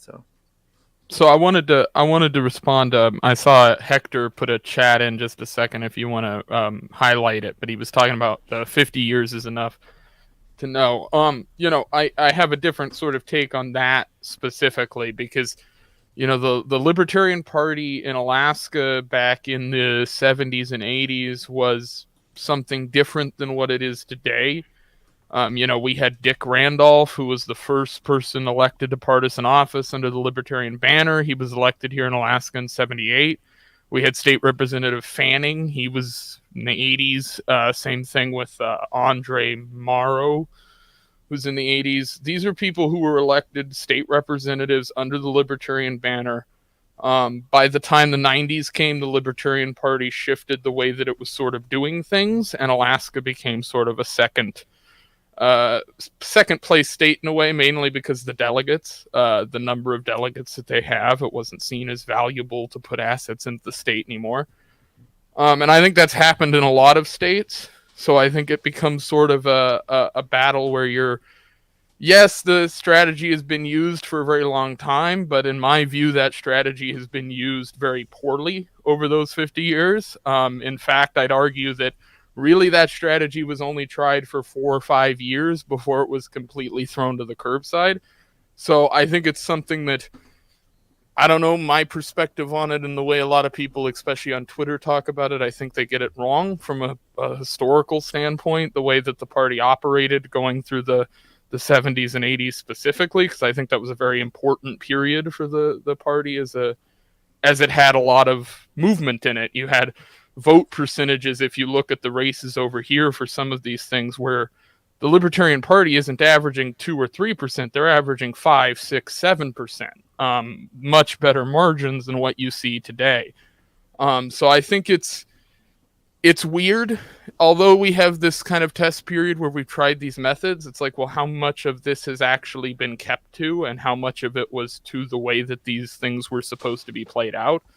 And that could be the way that candidates are picked. I'm sure we're going to talk about sort of the presidency thing, and that'll bring up some of those discussions. But yeah, I just want to sort of make that point as a response to that side of things. But other than that, I think what Colorado is doing is smart. I think it makes sense to have as many bargaining chips as you can. And it doesn't require you to do anything. It just opens up the playing field for you to do something that can get more eyes, which is always a good thing. So I did have a question for you guys in Colorado. So with the third party status there versus the duopoly status, do you guys have to run your internal primaries and pick your candidates before the Republicans do? Yes. So, yes, that's really interesting, right? Our assembly is usually before both of the other two. And actually, like, the reason it'll be so early next year is because we're doing delegates for the national convention. So we can't hold it any later than a certain point, right? And there's our later. So, but right now, you know, each party, all parties are actively, so a political party in theory, if it's good at what it's doing, is going to be working cycles ahead of itself.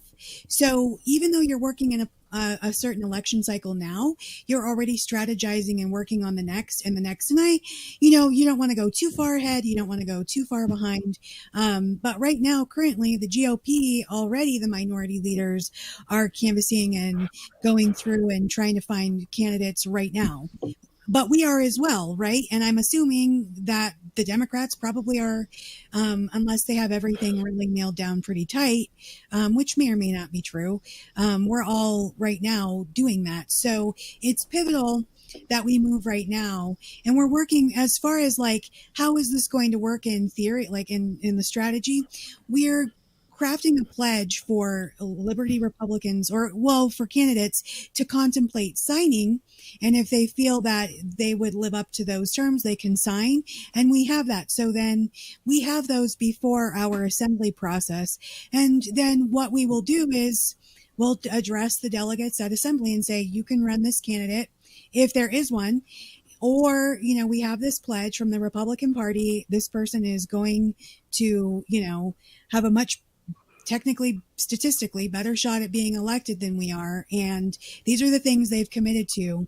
Now, this is a risk. This is a gamble. They could go back on their word, but at the same time, we can activate against them and make their entire legislative career miserable.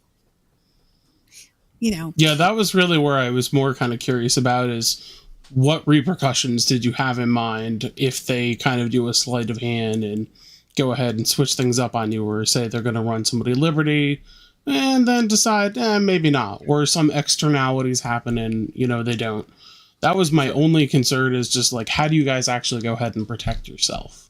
So all I was gonna say, Hannah, is that the Mises Caucus is a meme machine, and we are mean, man. We can crank out memes like no one's business, and I don't think anyone wants a meme produced by us, honestly, because we'll tear them apart. Go ahead, Hannah. The governor. Look at what you've done with your governor on Twitter. It's amazing. Yes. Haven't talked about that yet, but I mean, it's so beautiful. So yeah. I mean, you guys, And go the ahead, I'll other let you talk about it. Dave Williams is definitely an outsider in his own party, being very radically like libertarian leaning, right? And very anti-establishment. Like, if I'm sure he probably dreams about spitting in their face or something. Like, he's a black sheep of a Republican. So, his candidate may go back on their word, but I think they would have the two-prong attack from him and me. Like, and, he'll be like, well, don't cry now. I tried to save you. So, and this really only works because he is like so radical for especially a Republican. I like him. I wish that he would realize he's not playing with the cool kids and come join the plastics, and we're the plastics, boys. Like, dump your trash party over there. Come join the cool kids. You got a seat at the table. Come join us. Nice. Well, I'll just say one more time. I think it's a great strategy. I was, of course, annoyed to see people, jeering you for trying something new. Like people that, whatever, I guess usual suspects and otherwise. I was equally annoyed.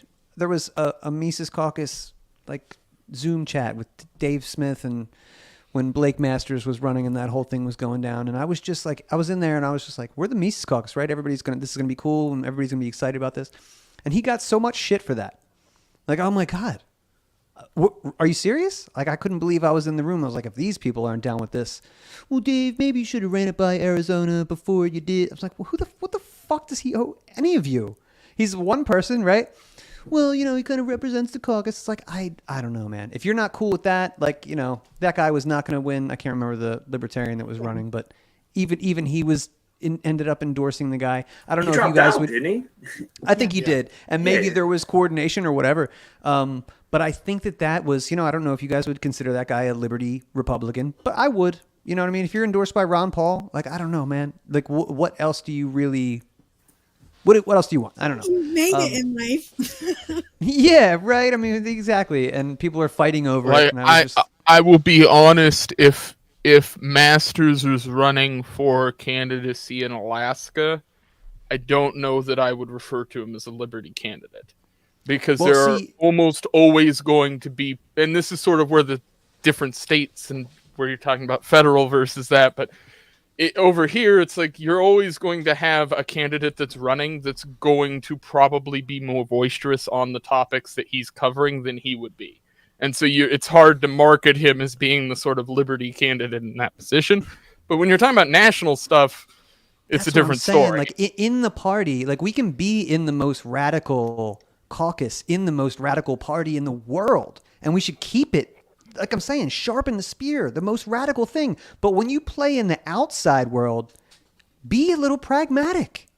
Yeah. Like, that's the key. We will represent the banner over here, but outside, man, coalition with anybody where you can get anything. If you can get 2% wiggle room to control your state, or like make some Republicans or Democrats think that you have power over them, absolutely take that. You won't need 100 years to see results. You could, like you've been elected a couple months ago. You guys are already seeing it. It's really awesome. Yeah, the haters were really annoying, but I have a lot of kids. So, and I homeschool them all, and I don't have any family that really helps me. So, I can ignore anything is basically the point I'm making. So you can never get me. You can never get me riled up. You can never outweight me. I have more patience. and I can ignore you. So the most brilliant thing I do for haters is just simply ignore them, because if they really wanted to fight me, then meet me on my board game and we'll play. And I loved that somebody was saying I was more pragmatic than the prags. That was hilarious. Like, I am not too stuck on myself. Like, I love to laugh at myself. That was hilarious. Like, these are the people that were really great. If you can get a Republican to come into the party and lead the entire party, though, Wayne Allen Root or any of these guys, Gary Johnson, Bill Weld, all on board. Everybody would sign up and everybody would be like, that's great. Justin Amash, not cool until he's a libertarian. Then he's cool. If he becomes a Republican again, not cool. Yeah. You know what I mean? It's just kind of silly doing that. I just got a DM from an angry Alaskan telling me that when I mentioned Dick Randolph earlier, I didn't bring up the fact that he was also, as a libertarian back in the late 70s, the guy who repealed the state income tax in Alaska. Oh, wow. So still today, he's the reason we don't have an income tax. Oh, dude, fun fact of the evening. That's it's pretty awesome. What is that? Are there 3 states? Delaware? We don't have a... No, wait. We don't have sales tax. We do have the income tax. Who else doesn't have income tax? New Hampshire? I don't think Texas does. Washington, I think. Nevada. Yeah, Texas has no state income. I hear they have high property tax in Texas, but they don't have an income tax. In Colorado, the supposed libertarian governor wants to abolish the income tax, but he's all talk and no bite, because his the representatives are so left leaning that even if he proposes the most, what would you call it, Hannah? Like even the most remotely libertarian idea, it's going to get shot down. So he can talk all he wants and say he wants this, but it's never going to happen. And he knows it. So he's trying to pass himself off as a libertarian. There's nothing libertarian about this person. He's a radical leftist.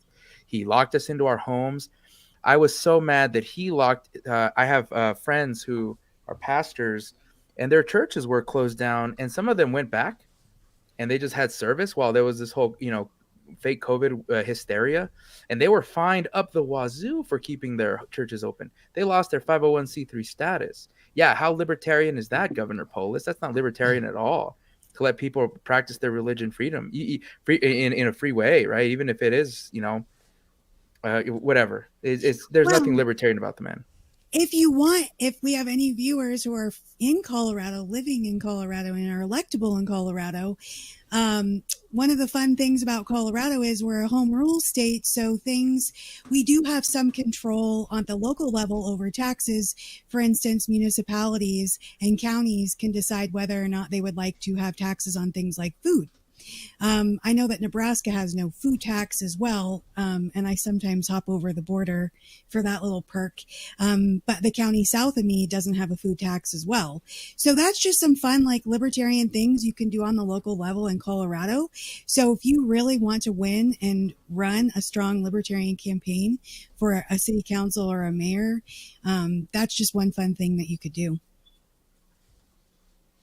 Hector in the chat, Florida has no income tax. Yeah, Hector, I understand you have no income tax, but I can't carry a 6-gun on my hip there without getting accosted.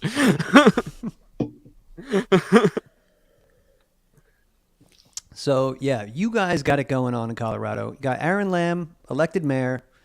You guys are pestering your governor at the behest of Spike Cohen style on Twitter, and it's great. And you have a strategy that is actually bold and making moves. So I'm proud of you guys, and I will keep watching, and I'm going to try and implement some Colorado-style strategy around here. Ryan, help me out on that one, buddy. I'm trying, man. I'm trying. But I got my boy in Jersey that got to support as well. What's his name? So I got a friend of mine. His name's Sean Peck. Great dude. He is running in Legislative District 2 in New Jersey. He's running up against the only Republican that voted in favor of Conrad Murphy's budget. So, not only is this guy a Jersey Republican, which they're all shit anyway, but he's the shittiest Jersey Republican. And it's one of those instances where most people don't know that the election's even happening. They kind of don't necessarily care otherwise. And he actually just recently filled out the application through the Mises Caucus to get campaign manager, all the support from the Run as Libertarian program.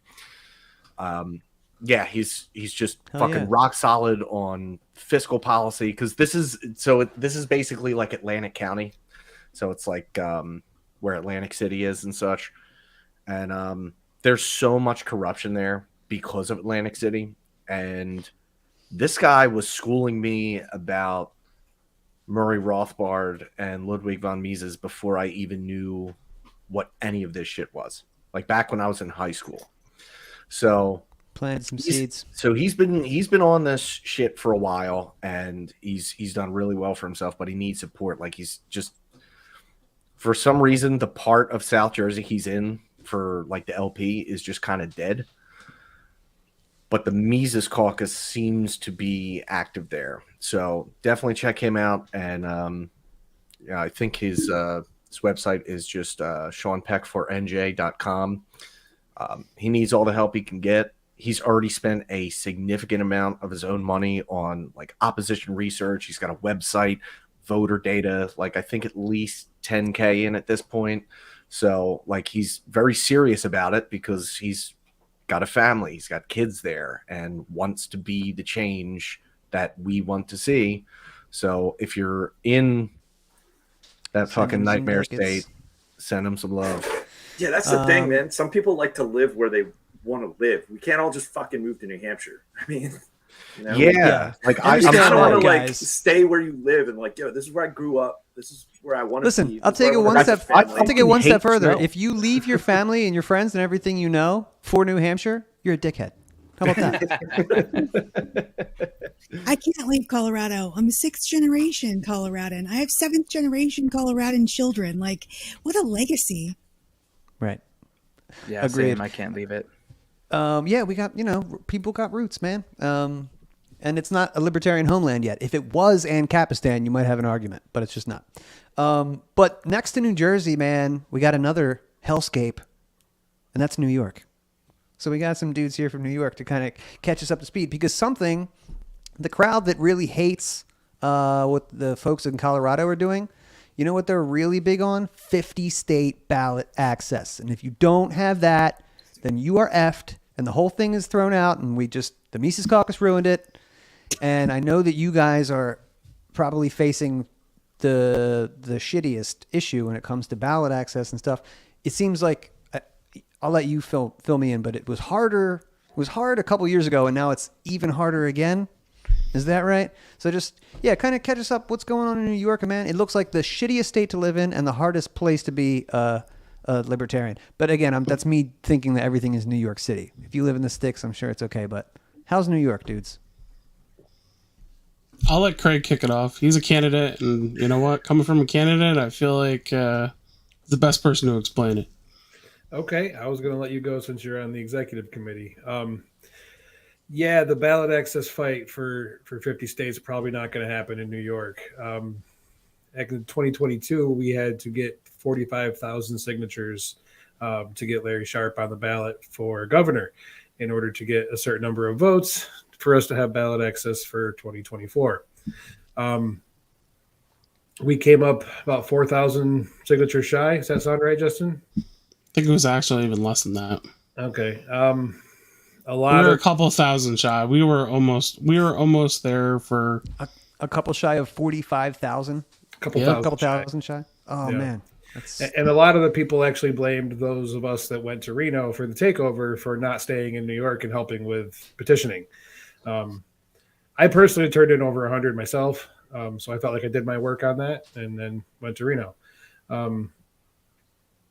You sure did. So as far as a candidate, it's not as bad for an independent line. I only needed to collect 54 signatures this year. But there are different strategies you can use on the local level, not exactly like Colorado is doing. But here in my little city, it's only a little over 20,000 people. But our former chair, Nick Grasso, is actually an elected city council person. He actually changed parties to Democrat to get reelected. And there's another libertarian who changed to Republican in a different district. And I'm running an independent candidate, a two-way race against a Republican incumbent who's not really well liked. So we have a legitimate shot of having 3 Libertarian on city council of a council of 6. So there are other strategies to impact your local cities, towns, counties, maybe not at the state level in a place like New York yet. But if we can get this done, we're going to make some waves in New York, upstate New York anyway. That's so exciting. I love that. On one city council, three Libertarians? Mm-hmm. They'd be registered as a Republican and Democrat, and then me as a Libertarian. But they were all 3 of us were in the Libertarian Party last year. So, so what I find is just so starkly standing out to me is that you guys are finding a really effective, hopefully, and creative way of getting and staying on ballots and getting elected. So that to me proves that we don't necessarily, like, this may sound harsh and cold, but I don't mean it in this way at all. We don't necessarily need ballot access in all 50 states, like, especially where it's really hard for you guys and you guys lose it all the time. There's other things we could do cheaply and more effectively and more efficiently to get elected. I love that. That's amazing. Thank you.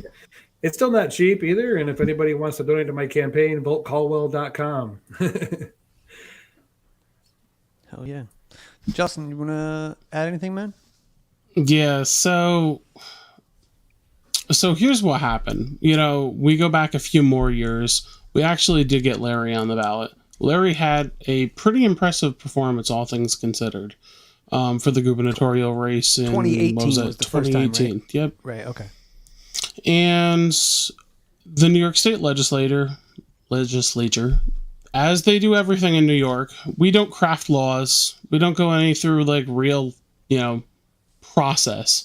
Everything is done in the context of a budget as a budget writer.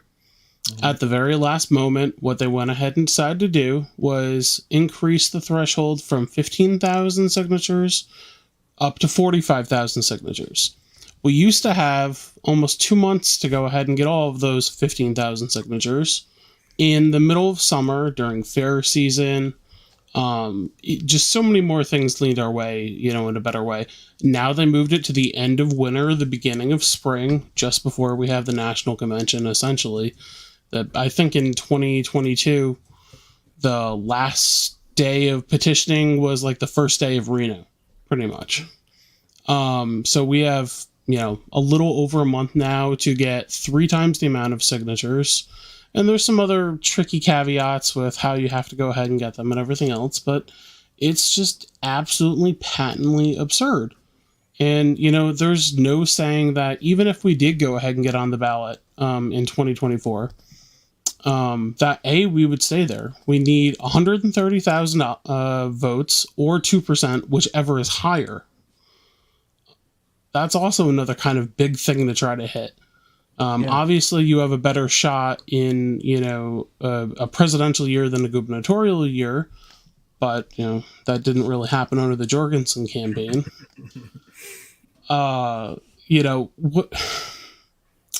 There's no telling the way that they've done things in New York, and the Dems just have a absolute lockdown on everything at the above county level in the state. It's just patently absurd the amount of power that they wield, and the GOP is damn near inept in most places. Leighton, are you the only representative from a state that isn't completely controlled by Democrats and the Republicans play power bottom, and that's basically the scenario that we're all living in for all across the country? Maryland, Delaware, New York, California. That's insane. I would say what Alaska has that other places at this point don't is that our sort of political culture is stunted historically, just because we haven't been a state for very long. There's a very small population, and that population lives sort of stretched apart. So you don't have this sort of one city's government affecting another city's government and the sort of domino effect of law that happens a lot in higher populated areas. So here it really is that even the people who are Democrats and Republicans are not the worst of the Democrats and Republicans, because in general there's, even the Democrats here all own guns and trucks, and so it's like you sort of run into this situation where It's like, yeah, the Democrats and Republicans who are up here, who are from here, are typically not the problem. There's, the death nail for any candidate in the state of Alaska is being attributed with another state. So if you come here and you attempt to run for any political office and you're tied to another state, you might as well just not run, because you're not going to get elected. Have you guys noticed that at the local level too? I've noticed that. If you're not from the place where you're running and you're not from there for a long time, that's like a serious deal breaker. I don't know, like, I'm sure we're political animals and we think like, oh, are they into this or this cultural preference? Like, were you born here? How long's your family been here? Like, well, so really... Sarah Palin, for instance, became governor of the entire state of Alaska at one point. And she actually did some things that some Alaskans, especially on the Republican side, did like her for. But she made a fatal error, which was when she left office, she then decided to go to Arizona and run for office in Arizona.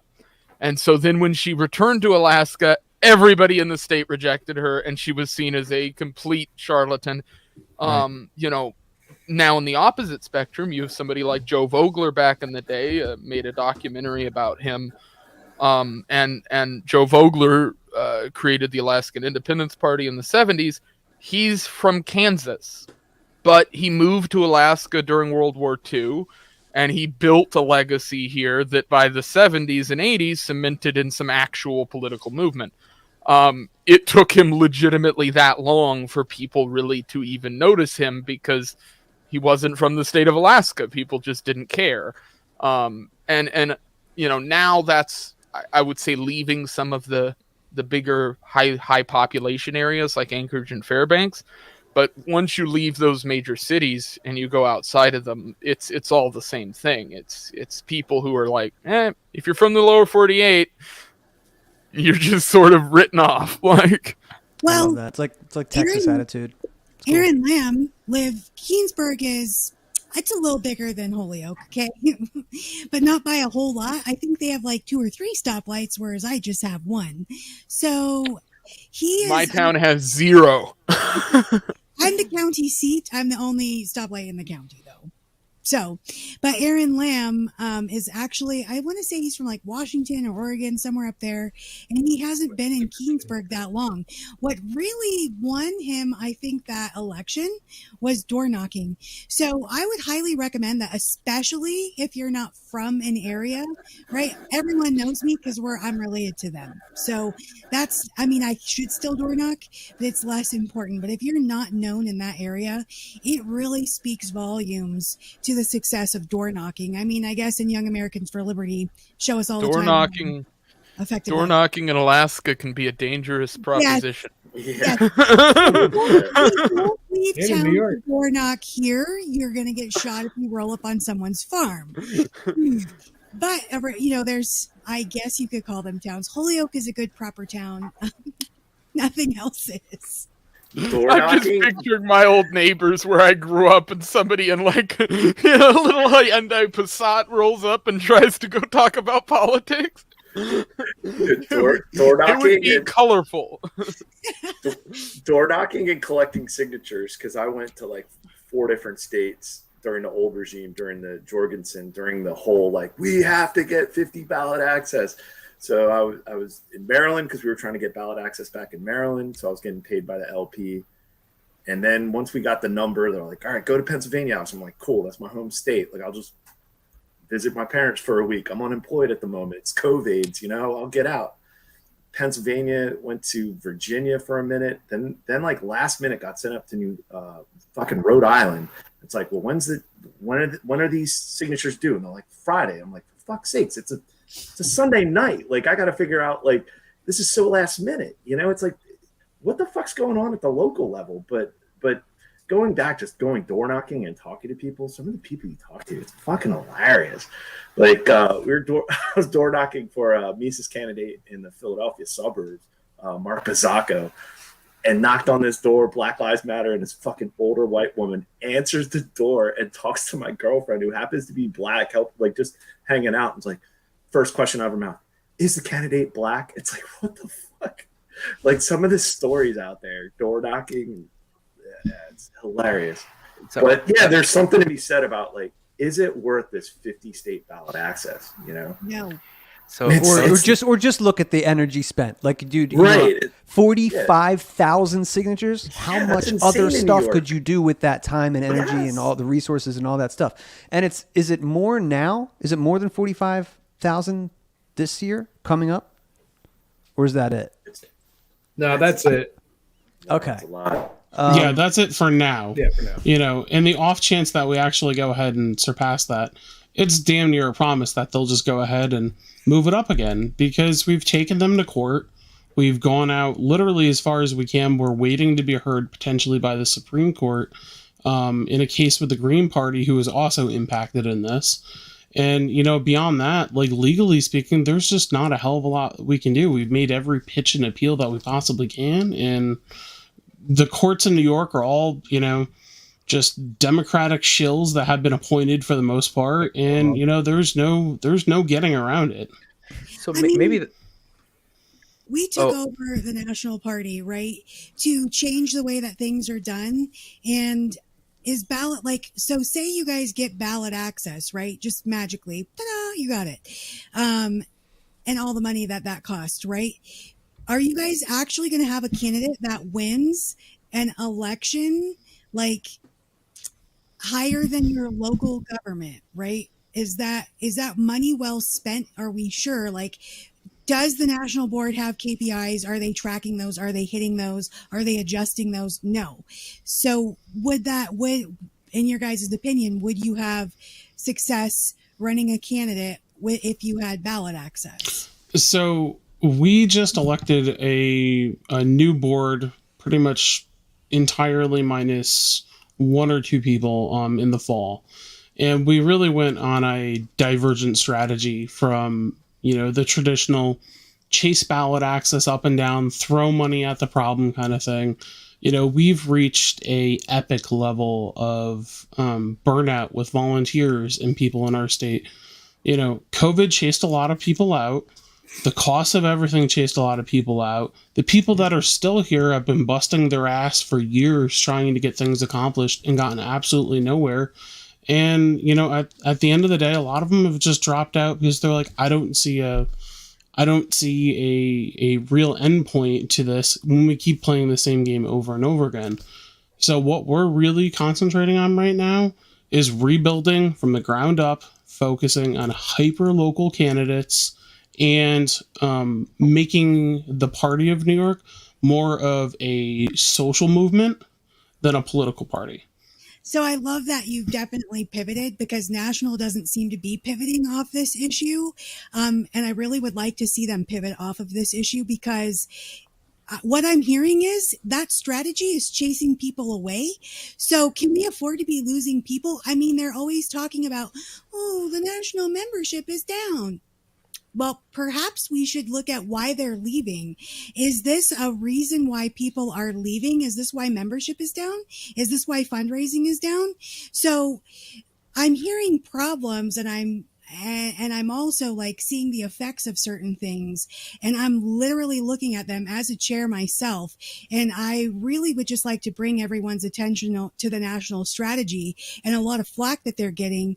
And they feel like they have to, you know, dance to the beat of this drum that's being set, not realizing they can just throw the drum across the damn river. So that's really interesting. I'm sorry. I just like spewed that whole thought out. No, but that's really fair. It's like, work with what you got, right? If you don't have ballot access, what else you got, right? What you got? Swing whatever you got. That's basically like the message here. Like, if you've got 4% of the vote that you could swing somehow, you're to benefit the candidates, fantastic. If you don't have ballot access, we have other strategies that you can employ, right? Like doing something, that's fantastic. But to sit idly by and fight for something because that was the old boomer way of doing things, I personally do not think that is the best strategy. It's not the best use of our time. It's going to demoralize a lot of people if it hasn't already, right? So again, I think the Mises Caucus is so special because people here like to try new things. We're trying new things, right, with the Mises Caucus. We took over the party. Now let's try these crazy things. I don't know. Anything is better than nothing at this point, right? Absolutely anything. You guys want to have a I don't know, a fundraiser to throw chicken brains off off of an airplane with like messages. I don't know, like whatever, right? Anything's better than nothing at this point. And I think the Mises Caucus has enough creativity to where you guys can definitely pull forward with a really good strategy, like something solid. I'm super excited to see your strategy and how that changes how that changes something. Are you going to get more people back engaged? How is that social movement going to go? That's super fun, right? Like, I think that's an incredible strategy. Running people under different party, like, I'm all for that. Like, I'm sure plenty of people are going to go and have a conniption fit right now on Twitter, which, by the way, good luck. I don't read Twitter. So they're going to be like, oh, the Colorado chair thinks that we should run people under different party labels. Yeah, I do. Let's try it. New Hampshire does. I'll be a dino. Yeah. I'll be a dino. I'll be why not? Yeah, I won't actually, because I'm the chairman, but you know, I'm sure we could find people that are just like down like that. Like, yeah, why not? So I really hope that you guys, as bad as it is in New York, like I just heard a message of hope from you guys. So that's super cool. I'm excited. This is guerrilla warfare. This is not Civil War style, you know, fighting with just being in a line and shooting at each other and then the person that gets knocked down, right? This is not that. Right. And the people that they talk the loudest because they think it's that. And it's like, no, if you guys keep doing that, you're going to lose a lot more people. Re-strategize it. You got to figure out the new technology, leverage the heck out of that. You want to run infiltration? Fantastic. I'm all for it. I'm excited for New York. I hope you guys are as excited as we're excited, because we're excited. Hannah, you feel that? We're excited. We're excited for New York. Now we're going to start scanning New York everywhere. Sorry. Is there an effort being led right now in New York to maintain ballot access? Actually, there is something of an effort to the opposite. The state committee had approved a resolution to explicitly, as of right now, to not expend financial resources in the 2024 election in regards to ballot access. We are concentrating on local races. Mr. Sharp is trying to raise money for it, though. Yeah. Say that one more time. Larry Sharp is trying to raise money and do it without our help. See, this is what I have a feeling, and I've heard like musings of this. So Larry is trying to raise money to get 45,000 signatures. Is that his goal? Yeah, I think he wants to step out there with like 250 something thousand along those lines, to go ahead and have enough money for the petitioning effort and for the campaign effort. Now, so he's running a campaign. He's running for governor? He is not running a campaign. He is, no. In his words, he's not running a campaign. He just wants ballot access lined up because he feels if we do not get ballot access this year, it is impossible to run a gubernatorial campaign in 2026 while you're also trying to compete for ballot access. So he wants the ballot access and then run. Like free market competition. So Larry Sharp can go out and seek in the market what he thinks is a good thing, right? And the thing about a free market is you're not guaranteed your outcome, right? You have the right to go search for it. But if it doesn't exist or you can't get it, oh well, like that's a free market. So, and you guys are doing a different strategy. So that's going to be really fun. That's like an A/B sort of testing. We can see where people really stand with that. And that's actually really cool. So I would say that if people think that ballot access is super, super important, they should go donate to Larry Sharp's fundraising effort for this, right? But if they think that you guys have a much better winning strategy, they should go donate to your guys' LP. You guys should do a competition like that. They definitely should. I'll be honest, though, I do take issue with that. I feel like, maybe his focus has shifted a little bit away from the Libertarian Party and more towards just third-party politics or, ballot access issues and things like that. And I would call somebody who's a standard bearer. I mean, his name still gets thrown out to like run for president or vice president.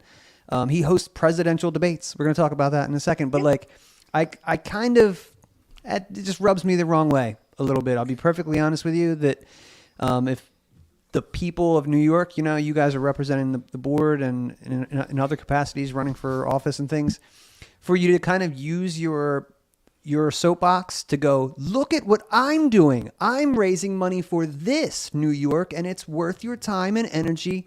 It kind of can suck the whole like the air out of the room, and I don't appreciate it. So I'll just say that right now. I would say that sounds a little bit like a grift at this point, heading into 2026. He's talking about. This is just my personal opinion, and I don't.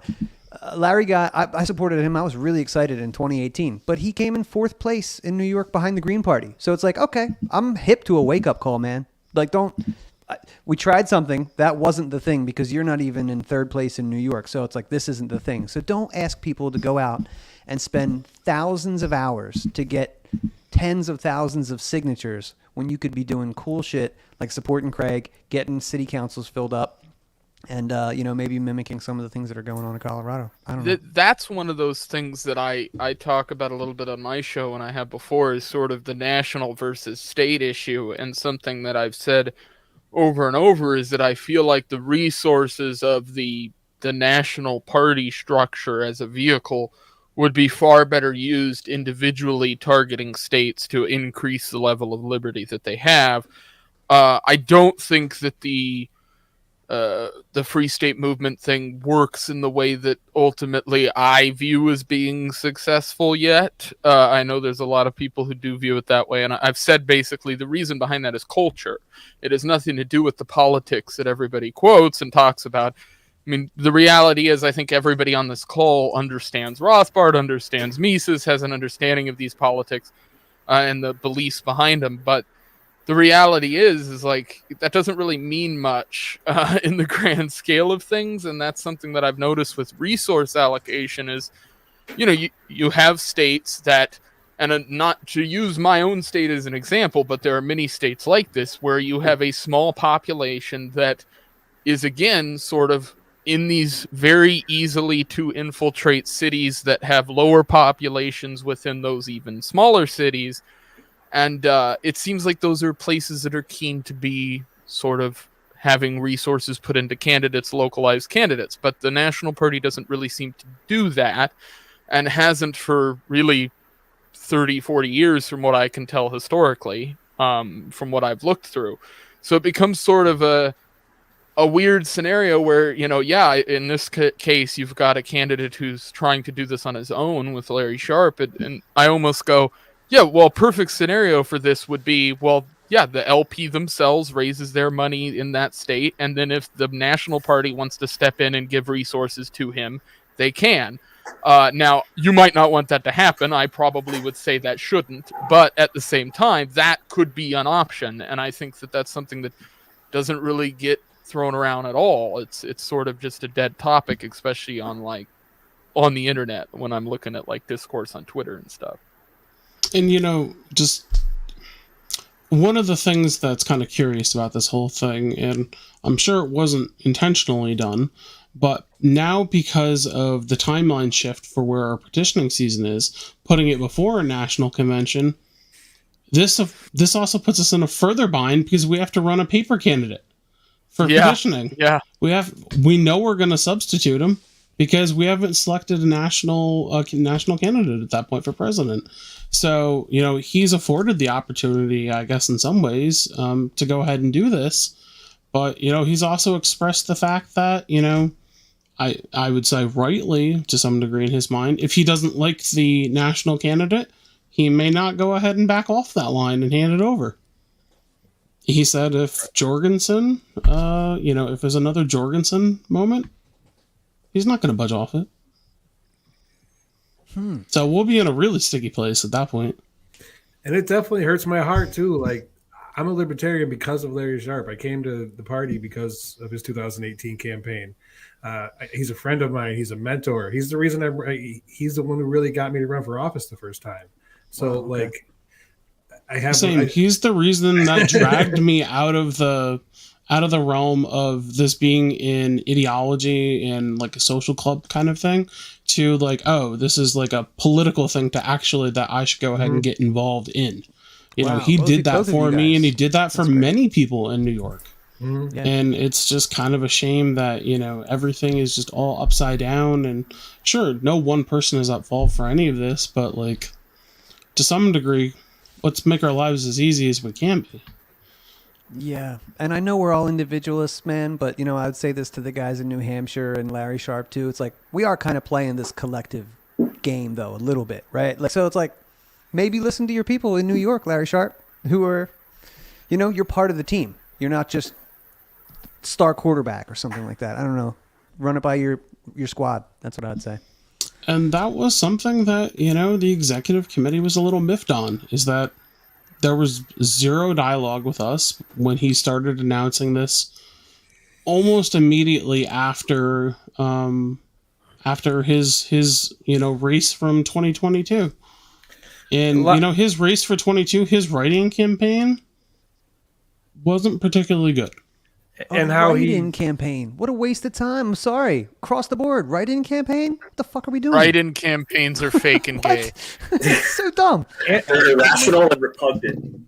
And the way he put his lieutenant governor candidate, his all those other down ballot candidates in 2022 too. He pretty much said, "Just trust me, just let me have carte blanche. I'm working deals with other parties that's going to get us there." So like he kind of screwed over the state committee. Actively running a write-in campaign is ridiculous. It's cringe. I write in Ron Paul every year for Congress, but I'm not actively out there like, "Hi, I'm so and so. I'm your write-in candidate." What a fucking waste of time. Oh my god, that's in his my name's Harambe. Write me in 2024. 2021. In his defense, he did have to go ahead and do that slime. So we fought in court to get essentially the petitioning effort that was just narrowly missed. You know, we got disqualified on the spot there. And, you know, we fought in court for the next several months back and forth. So along that line, you know, he still felt the need, you know, to go ahead and keep campaigning. So I understand why he did it, you know, but write-in campaigns are rough. That being said, we did have a mayor of a major city in New York win her campaign on a write-in campaign, if you can believe that. It's Buffalo, right? Yes, I believe so. That's some crazy shit. It does happen. But he was doing write-in campaign for governor, right? Yes, for governor. Yep. I mean, you know, we shouldn't even. It's just crazy. But I mean, it's terrible in states like Tennessee. The guy had to do that in Tennessee too, because it's just like some of these states are just ridiculous. So just allocating resources. What are we doing? I know, man. It's like right out of the CIA playbook, though. Just keep us spinning, right? Keep us just filling out the things and debating each other, and keep sending the Sarwarks to convention. Jesus. Yeah. Right out of their playbook. That's assault, brother. When I first got vice chairman, it was like a mostly MiCauc board, right? And one of the guys sent me, because I had sent him an email, and he sent me a screenshot, and it was my name and Nick Sarwark's, or it was my picture and Nick Sarwark's name. So they had never got rid of the Nick Sarwark name on the vice chairman account, and I was like, what the heck? It was Can we get horrible. an update? But have you seen him cut a tree? Oh man, that poor sapling. They go to Dave's Twitter page. Yeah, you got to check that out. It's fun. I'll remix that guy anytime. So yeah, New York. Anything else to add? I wanted to talk about. I mean, Larry was my parlay into the Libertarian presidential candidate selection. That's the last thing on the docket for tonight. But yeah, he popped back up on my radar because he hosted some presidential debates, which I thought was, again, that rubbed me the wrong way because who are you, man? Like, I don't know. Who agreed with that these guys are candidates? You're kind of elevating them to a certain level. Personally, I thought that was just in bad form because, you know, who are these people? And who said that they should represent us? I'm big on representation. That's why, you know, I'm a big Dave Smith fan, Spike Cohen. I feel comfortable when these guys are out there delivering that shit on my behalf. But if, you know, Mike Termott goes on Vouch to like 200,000 people, those people don't know what the Libertarian Party has going on. They just see this guy who looks like Gary Johnson who's doing the same thing and giving the same answers, and that pisses me off. I'm going to be perfectly honest with you. So he put out a couple debates. We have a couple candidates out there. I'm not going to remember everybody's name, but there's Mike Termott, Lars Mapstead, I think is his name, and maybe one or two other guys. Chase Oliver. Chase Oliver. Jacob Hornberger, right, is back in the game. He's being very suspicious. Jacob is in the game, suspiciously quiet. Wow. We interviewed him at the Rage Rally, Dave. He ducked me there, bro. He ran to the bathroom. Right. But well, at least he's staying quiet this year. Yeah, it's kind of bizarre. If you're gonna run for president, you should kind Or of his get out there. mommy said Rodriguez, which is the guy that was running out of Colorado. Yes. This guy was what? Tell me about this guy. Yeah. So he was hosted on Larry Sharpe, and we tried to get in touch with him and be like, hey, we've got a lot of red flags. So you're not going to run for president. So technically the way that it works, right, you can run for president without going through your state. But guess what? Colorado has a lot of delegates. Do you guys remember in Reno, the Joshua Smith vote and how fun that was? Well, that was the caliphate in action because we noted him. We sure did. Oh. So that's why there was so many rounds on vice chairman in Reno. So the caliphate is a force to be reckoned with, right? If we don't know you, you're not going to get any support from us. We are not going to give you any nomination. You have to come and you have to kiss my sword or campaign to me. That's the way things work, right? And me being a delegate, right? I anticipate I'll be a delegate at national. So Joshua Rodriguez, we didn't know him. We've never seen him. We've never heard anything from him. His website, Joshua for Unity. Well, red flag. My team, they do their research, for his mommy, she'll find out everything about you. And other people will also who are equally talented. That's right. He did send a thing to volunteer for her campaign. That's right. So we found out that he has some criminal charges, which in my book doesn't necessarily make you a bad person. What kind of charges? Like selling drugs on the corner, or you I don't know, murdering people? There is lines, right? So he has been accused of some sort of fraud and identity theft and things like that. I guess he was accused of stealing from shelters with his nonprofit during 2020. So I'll leave that up for straight to Gitmo. It was so that, and in my opinion, he's on the run. I know what that looks like. So he's absconded. He's at large essentially from those charges, and he's quote trying to run for president. But he's run for all kinds of things under other parties. He's just like a hood hopper is what I would call him. He's hopping hoods, right? Yeah. Well, at least he's a consistent fraudster. He pretends to be a libertarian and everything. As somebody who's a grandmother who was legitimately a fraudster herself, if any of those charges are relating to saying he was using somebody else's name, which sort of what it sounds like, it's kind of hard to get that charge unless you actually did it, in my experience. That one specifically is pretty difficult to get stuck on you. So yeah, and what sucks is a simple Google search of the guy would have resulted in a lot of this kind of stuff. I don't know. And one thing that was really frustrating, I think of Larry Sharpe as one of my heroes, honestly, in the liberty movement. But it was really frustrating that some of us paid money so that we can get a super chat going. And then he neutered the questions, right? And we were just like, what the heck? Why would he he really, really edited them to be as sweet as pie. And some of the stuff, I think Forrest Mommy had asked some really tough questions. And then his whole thing is, hey, we asked the tough questions here, right? In the presidential debate. And I'm like, hell yeah, that's Larry Sharpe's thing. And then when it came to her question, he was like, so what's going on in Colorado? And we're like, that's not even what the question says, dude. It's we're literally talking about his fraud charges and all these things. And all this guy said was like, oh, they're treating me like Trump. Get out of here, bro. Treating you like Trump, falsely accusing him. That's a red flag.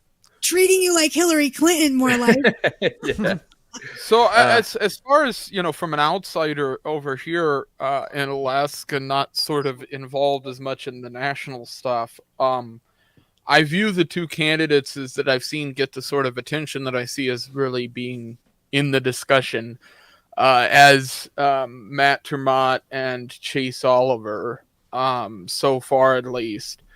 Neither of them of which I like. So it sort of puts me in an interesting position. I feel like I was one of the first people to voice this on my show, but the idea that the presidential candidate for the Libertarian Party is going to be a cop is just asinine to me. It's ludicrous.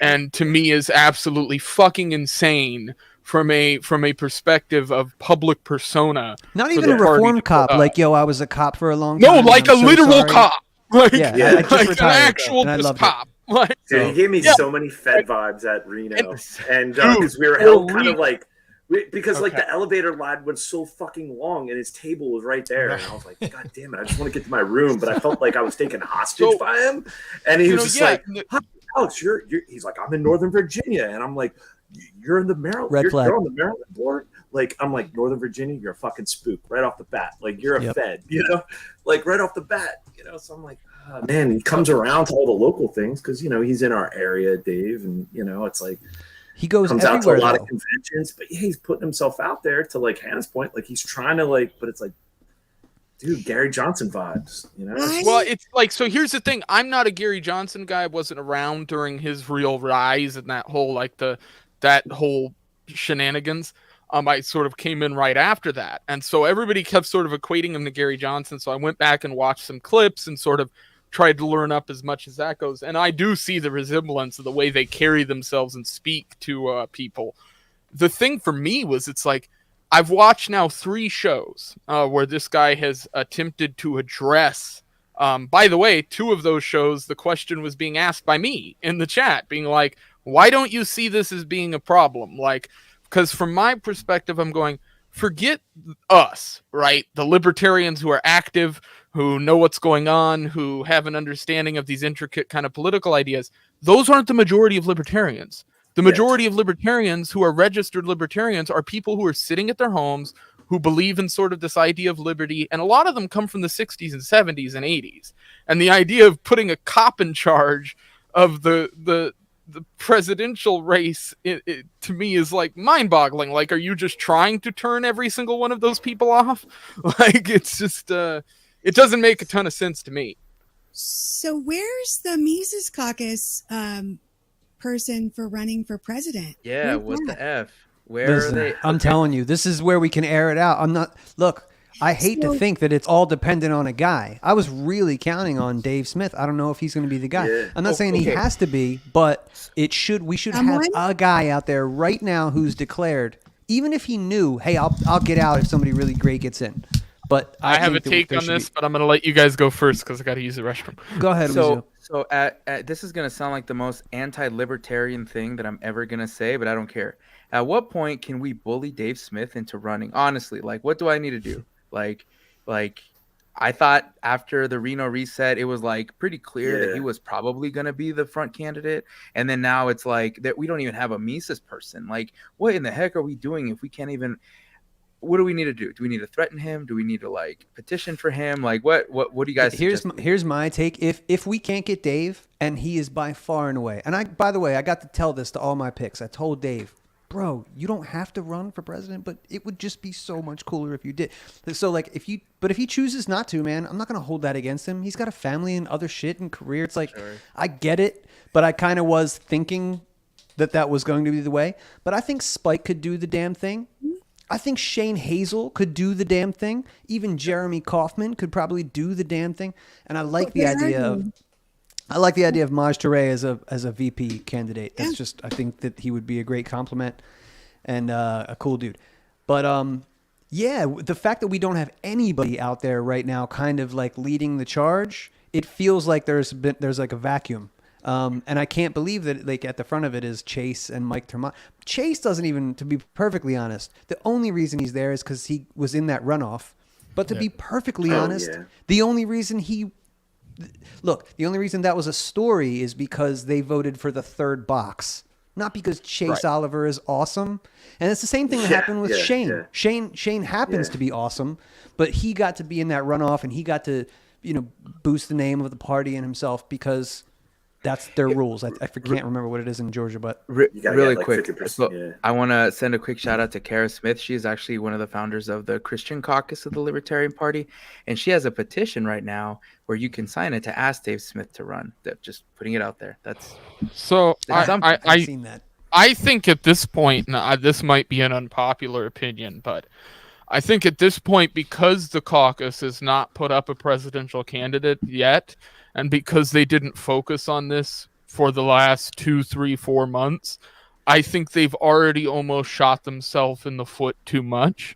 I think it almost puts you in a position where you might just be better off not running anybody at this point, because anybody you do put up is going to be facing a mountain of problems because they haven't been involved in any of this. For instance, LP National hasn't done much with Alaska. There isn't much involvement from them reaching over the aisle. There's not much of that. So them putting up a national candidate for president isn't going to entice many people, whether they're LP members or not over here.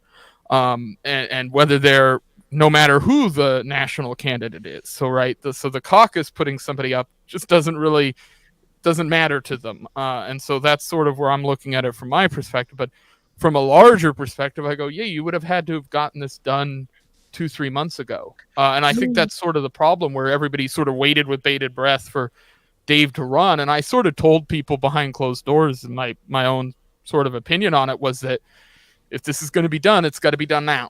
And then the next month I'd say the same thing. And then the next month I'd say the same thing. And so then I suppose that it should be a responsibility of the National Mises Caucus Board to be very clear and let people like us know, like, I want to know if there is or not. I don't want to sit around guessing. I don't have that kind of time because I'm, busy, right?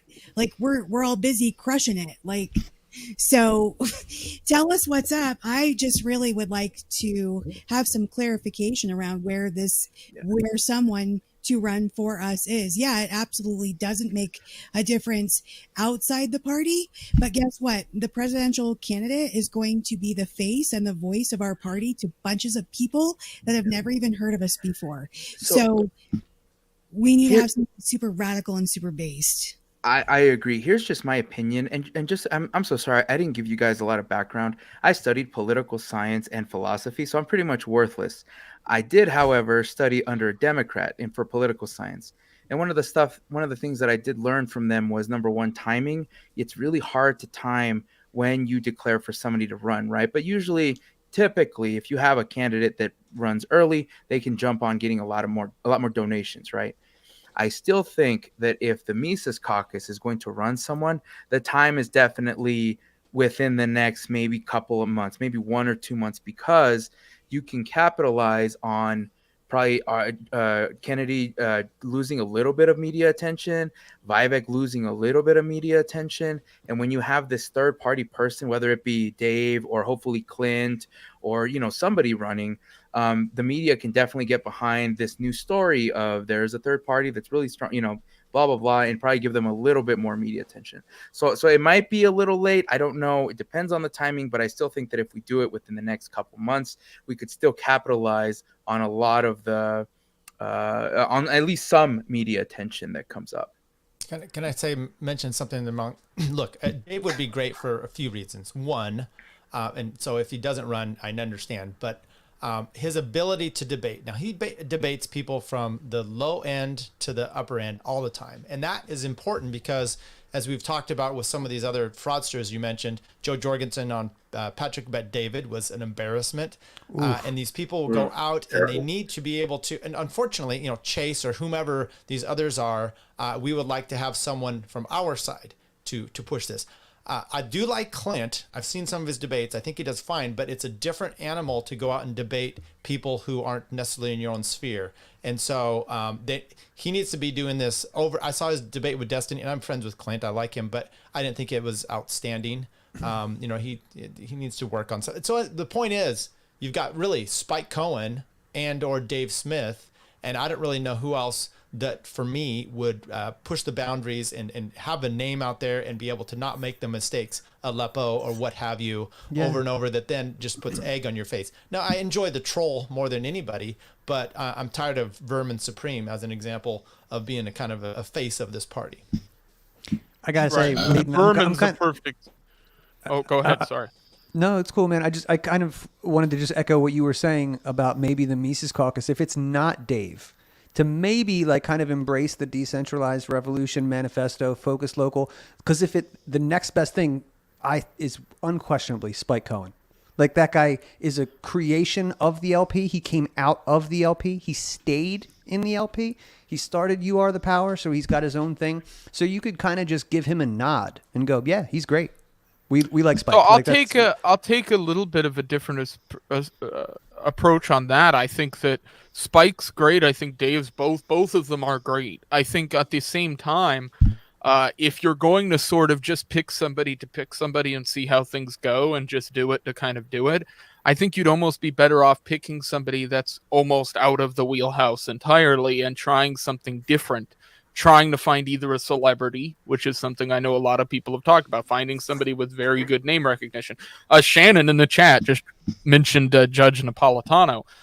Maybe not him, but a character like that, somebody who's been in media, somebody who's been in politics for a while, or just it has a name that people recognize in general. If you could do something like that, I think you'd be trying something that hasn't been done in a while, or at least not really at all from a caucus perspective. Can I ask you guys? I know, like, I've heard that name too. Judge Knapp floated, and I think that would be, he's brilliant, and he would represent us well. But do you think, and definitely would probably fit in more with the Mises crowd, right?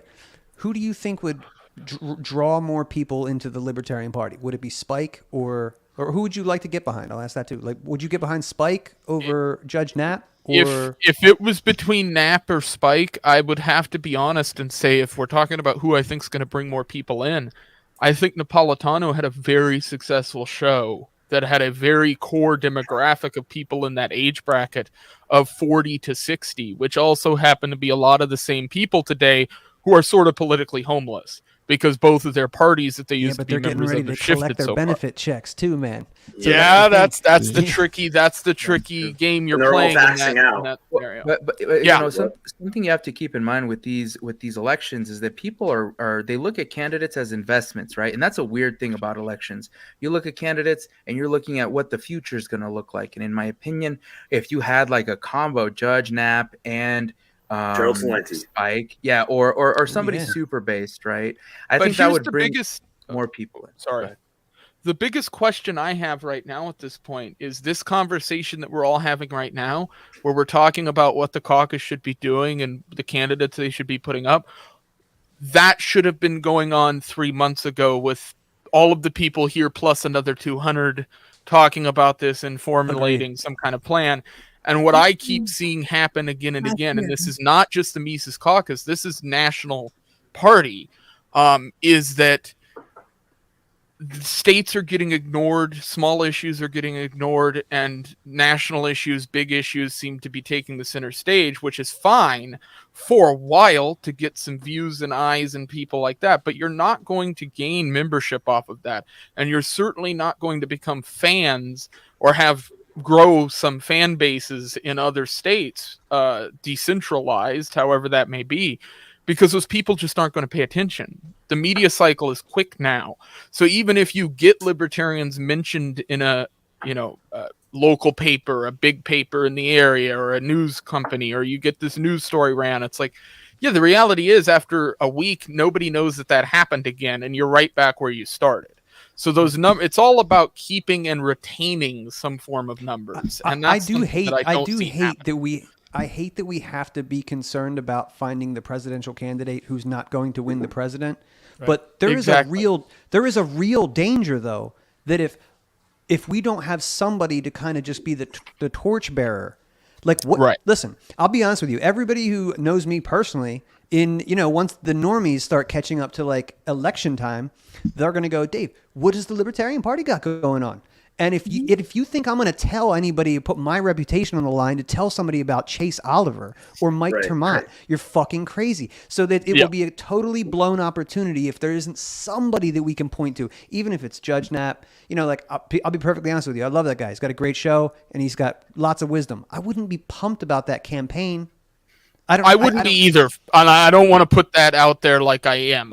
It would be he'd be a difficult candidate in my opinion to put forward because he also has a lot of baggage. This is somebody who has some media stuff that he got in trouble for and some other stuff that's going to get all rehashed. So I don't think him as a candidate is ever really going to happen, frankly. But I think people have tossed his name around, and it's like, yeah, I think he's certainly better than Chase Oliver and a hell of a lot better than a cop. So put it that way.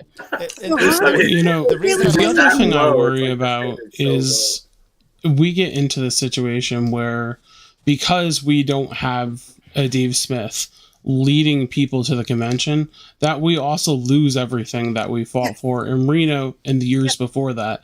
And I feel like we're already starting to slip down that slope a little bit with engagement within the MiCaucs community, not having that torchbearer leading the front.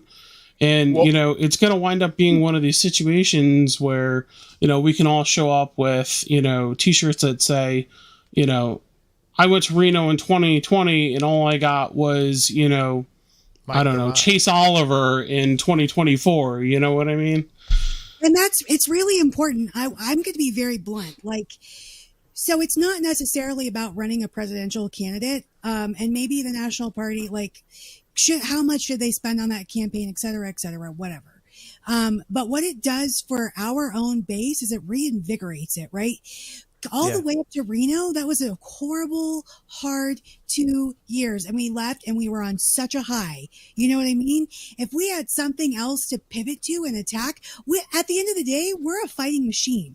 You know, I don't care how people want to look at it. If we're that radical tipped spear and we got to continually be sharpening ourselves, we have to continually be at battle, or, you know, in that sort of mentality. You know, if you stay ready, you have to get ready. So the reason that we are losing energy, and I'm going to just be really blunt and say that, yes, absolutely we are. I know, I feel it myself as being one of the more radical and active MiCaucs affiliates, right? That's the elephant in the room. Energy is taking a nosedive, and it could have been.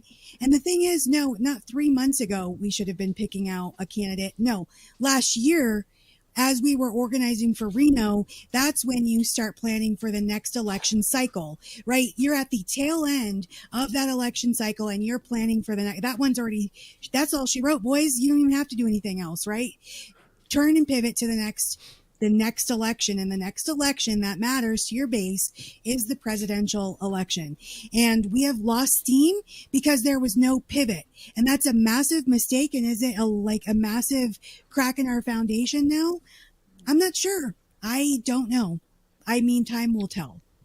Well, I mean, I talked about pretty quick after the Reno Reset. You know, I waited a little bit of time, and you know, Alaska is not a Mises-controlled affiliate. They're just not, and the likelihood of that happening is very low. Unfortunately, we just don't have the energy here and resources to really do that at this point. And that's sort of disappointing to me. And what I was sort of hoping for after the reset was that some attention would be put to that, and that would sort of be rectified. We just, you know, try to fix that problem.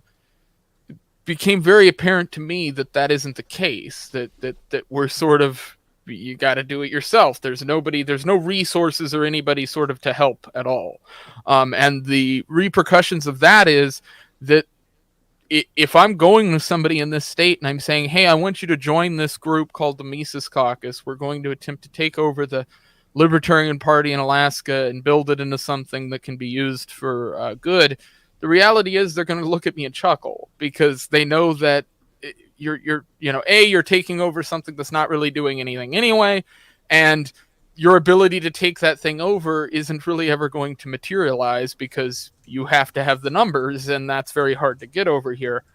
I think that you know, for me, I did talk about the fact that I've become a little less active in the caucus and just everything in general lately, but that's also because I've gotten zero.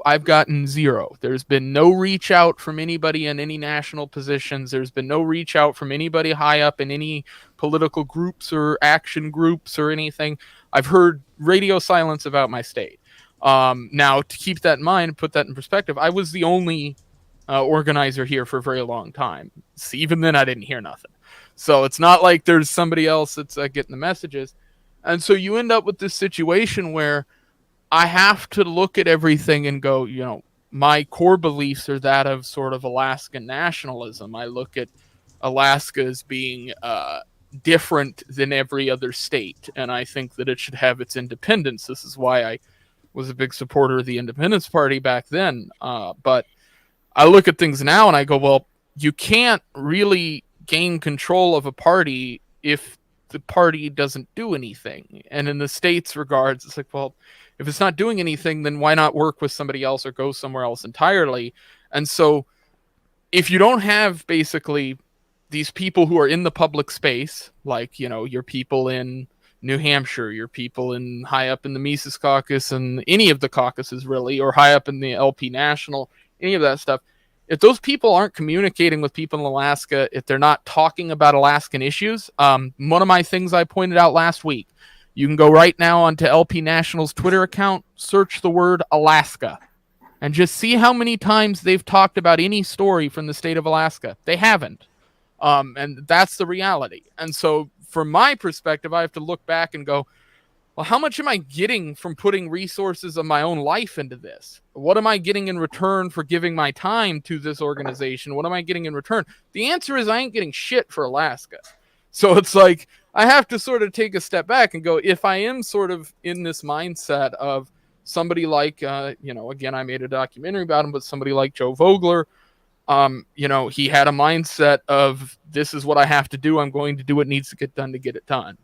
And that just doesn't seem to exist in LP National and a lot of the leadership positions I see. There doesn't seem to be a lot of drive to get those things done. It seems to be, well, we have to do it this way because that's just how it gets done. And I think that's a big mistake that over the next 2-3 years, I think are going to show themselves as being why I think everybody here who's mentioned it is right. This is, we're sort of watching in real time as the party contracts and things contract, and whatever's left on the shore after the water flows out is what's going to be there. And I don't think it's, I don't think right now it looks positive. At least in my opinion. That are in the party, they make up the party, right? So I'm my own little energy circuit, and I got a lot of it, right? I got a lot of heart, and I'm a fighter all day long. I'll throw hands or I'll fight you with ideas. I don't care, whatever. As long as we're fighting, I'm down. So, you know, the people in the party are who make up the action in the party, right? So if you have a lot of inactive people who are unmotivatable, yeah, that's a lot of dead weight. Colorado didn't become so radical. It didn't just fall out of the sky. And they like handed it to me and they're like, here you go, cute little girl, you know, with your cute little voice, you just go on ahead and be crazy. No, I'm crazy. And so I don't take no for an answer. And I've built a strong team around me. I don't know how we were able to build it, except for, you know, Funkhauser, especially, I could credit, may he rest in peace. He's alive. No. I mean, no, he's not alive. Sorry. Funkhauser is dead. Mark Cavan is alive. So, you know, we had him and he fought the National MiCauc Board for us and our right to exist. Then I stepped up behind him and I fought the party for our right to exist. Like, you have to be willing to fight. Right? This is not a passive thing. We are in a complete war politically, right? And if we're just going to sit around and go, oh, well, we're losers, so let's just continue. Like, I don't have that kind of time. I don't have that mentality. I don't buy into the lies of determinism. I know I defy my statistics every single day I wake up. The fact I'm alive defies my statistics, right? And anything I do from there only lifts me up higher. So, like, we as people, as individuals in this party, we have united under this ideology, right? That is the Mises Caucus. And so we've all decided to give a shit enough about each other to fight for each other. And you know what? If I had known that Alaska wasn't getting any attention at all and you were being treated like a bastard child, you know that I would have like gone to the dirt for you. Like, now that I know, do you know what I'm going to say and do for you? Like, to try and fight to get you the here's the thing from my perspective though, and this is sort of the issue, is you have to understand, I've had conversations with just about everybody there is to have conversations with, from a caucus perspective, from a party perspective. I spent 6 months showing up to every event that was there. I flew out probably, I mean, we're talking dozens of times out of here from Alaska to go to events. And all I got from it were promises, people telling me things are going to happen, movements that would be happening, things that would take place. None of that ever came to be. It's been a struggle because it's one of those things where I believe in the political ideology. I believe in the politics of this. I've read all the books. I grew up in a cabin for 16 years reading these books. So it is something I know can work. The problem is that I often see a tendency to assign sort of positions to places and leave them there from a national perspective. So Alaska doesn't have your value that the party can get, right? And what this means is what national does, right? They have to look at a state and go, okay, how many delegates does that state have, right? Alaska has virtually none. We're talking 1 or 2. So it's just not valuable in that context. So then they go, this is the problem, though. This the second equation that should be being put to that to those places are how easy would it be to affect change in these areas? And that question just doesn't seem to be happening at all. It seems to be a question of what can we get out from helping these states? If we can't get anything out of helping these states, then forget it, move on to the next one. And I get the tendency to do that. The problem is it creates a lot of resentment from the people that you've built up in those states. So it's not just Alaska I'm talking about. It's I know a lot of people from a lot of states in the caucus and party who've just sort of stagnated because they're going, why would I help this group or that group if they're not going to help me?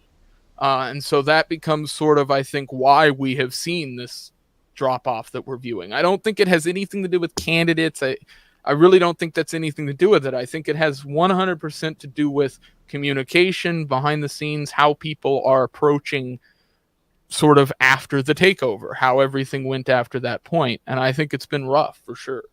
I think so. I'm in region 1, right? So we have regional groups, right? And like the idea is that states are going to band together for different reasons to like help each other out. So region 1, we have a regional agreement that states are going to perform at X amount of level. We're going to do all of these types of things. And now we're really implementing them.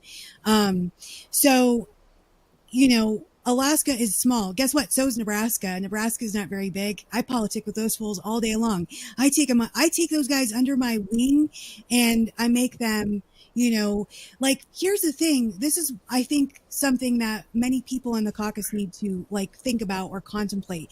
So when we have state affiliates who have MiCauc members, right, providing a network of support for our smaller states and our smaller represented people, like just looking out for this little guy, you know what I mean? Like, we should be doing that. There is absolutely no reason.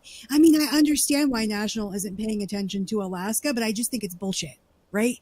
And also, well, I mean, it goes back no to for an answer, and I don't take no for an answer. If I don't like what you got to say, I'm going to continually go up. I'm going to replace you. And if I'm the person at the top and I'm still like hearing no, I'm not, because I'm at the top and we're going to do what I say that we're going to do. So, but that's the fighter in me. And I realize not everybody has that, like, you know, stubbornness, like digging your heels in, like, no, you're going to tell me yes. No, you're going to take me damn seriously. Like, you know, so you shouldn't take no for an answer. I totally get why you do. And I'm pissed off for you.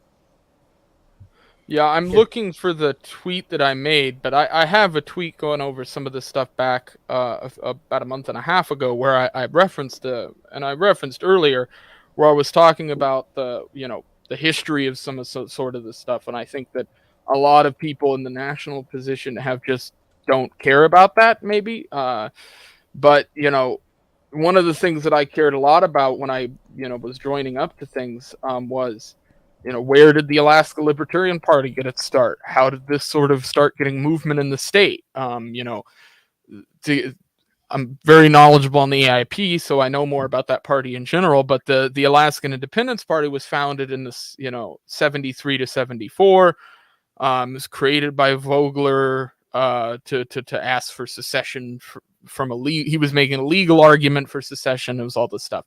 But, the Alaska Libertarian Party is founded in 1974. So just a year after the AIP. And the history books are sort of weird on it. Vogler claimed that he was the co-founder of the Libertarian Party over here. I know that's a contentious thing. I've spoken to a lot of people who are alive and a member of the party back then, and I do believe that Vogler was one of the co-founders of that party. Personally, haven't spoken to enough of the people, but from a historical standpoint, I look back at the 70s, I look back at the 80s of the party, how the party was being ran and what it did, and I see the state that was getting arguably the most attention, that was getting the most resources poured into it, was Alaska, because they had officials that were actually winning office. You had actual representatives that were getting elected. The first official libertarian elected to office was in this state. And I think that that's something where I look at and I go, okay, well, let me look at other states. And so I've looked at places like the Libertarian Party of Texas, Libertarian Party of Arizona, places like that also have histories that are very similar to Alaska, where they actually were fairly successful in the 70s and 80s, and then it just sort of all crashed down. And there has to be a reason for that. And I know Hector mentioned in the chat, well, the duopoly sort of switched the way things were done in the 80s and 90s. That's true to an extent, but the reality is ballot access has never been a problem in Alaska. There's always been ballot access here for anybody who wants it. And the Libertarian Party's consistently gotten a decent percentage of votes. So from my perspective, coming into it political science and all that kind of stuff, it's like, this just doesn't make strategic sense to me. It doesn't make strategic sense to leave this asset on the table and put focus into a state that you have no ability to do anything in. I've seen resources put into states where it's like, this is just a show. Like you can't actually do anything here. You're basically just doing this for clout. And that seems exceedingly stupid when you have limited resources. So I get frustrated with it, and I think it's something that is important people talk about. But I do think that's why we've seen this burnout. It's exactly why I was burnt out.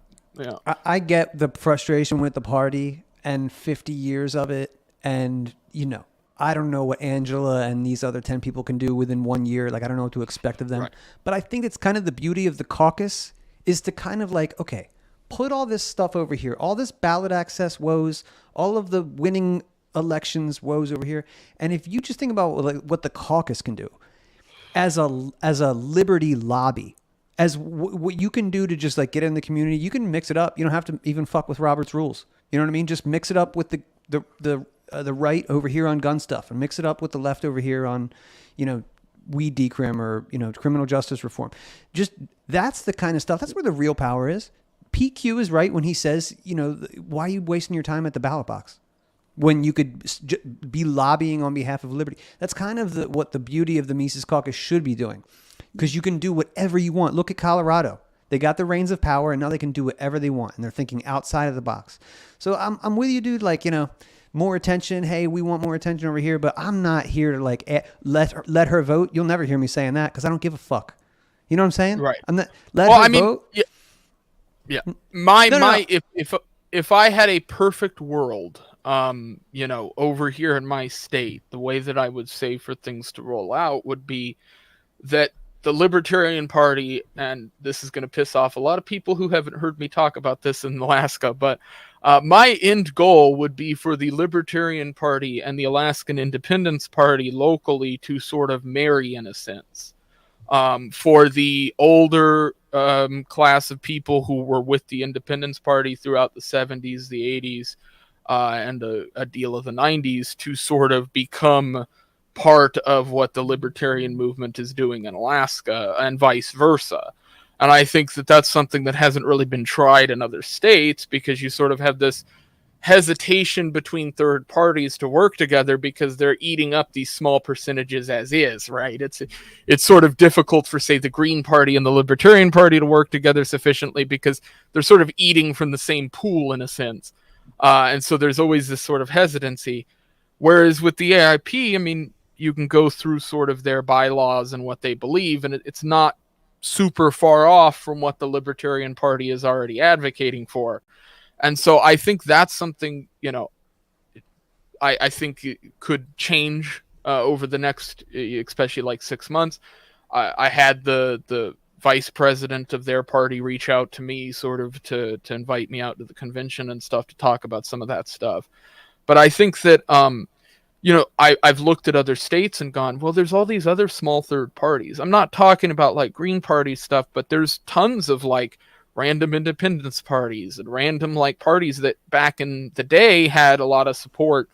So I think that's something I'm looking into in general, is just rebranding some of those older parties, because a lot of them have databases of members. Yeah, the get AIP those email lists, man. Consolidate those parties. Get them over. Yeah, on well, your in Alaska, it's weird. You have there's like the most valuable asset in this state is mailing lists, and I don't mean email lists. I mean literal old school mailbox mailing lists, because most people, if you're living rurally here, you don't really have internet and phones and like this whole like you can send an email, it ain't going anywhere. Guys, we're coming up on 3 hours here, so I'll take any presidential endorsements or any things you want to throw out on that end, and then after that we'll do some goodbyes. What do you think about that? So yeah, I think that'll work. I just want to give a quick thought. If the Mises Caucus is not going to put forth Dave Smith, which is probably likely that we won't get Dave Smith, we need to pull somebody that can pull a lot of media attention and at least draw some eyes to the party. That's it. Their goal is not going to be to win the presidency, but get eyes on the party. Not only that, but I think we can't tolerate a guy who lies to us and says, I can win. Right. Don't tolerate that bullshit. We're fucking past that. If the Mises Caucus couldn't do that, couldn't change that last lie that libertarians tolerate, I don't know, man. Then it's embarrassing. I agree, but we have to do it ASAP. Whatever it is that we do, we have to do it ASAP, because we can't keep sitting idly by while we got candidates that aren't. I mean, I met Mike Termod, and he's like a nice guy, but that's the extent of what I know That's about the thing. him. Right? We can't do like the old guard did too, where you just hang out with nice guys and they're nice guys. So no, I'm not here. Like, I love the fact that I get to make new social circles and stuff, but that's all secondary, man, to the mission. Right. I know you guys are on the same page. Okay. Hannah,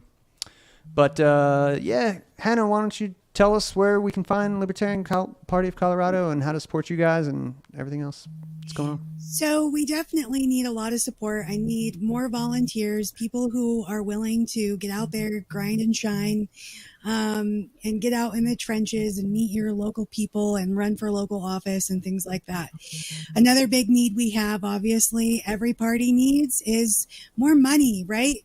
Money, not blood, greases the wheels of politics. So if you love my strategy and what we have going on here, and you're super excited for what we're going to achieve for liberty, please drop me a donation. If you want to just check out what Colorado LP has to offer, all of these things can be found on our website. So that's lpcolorado.org.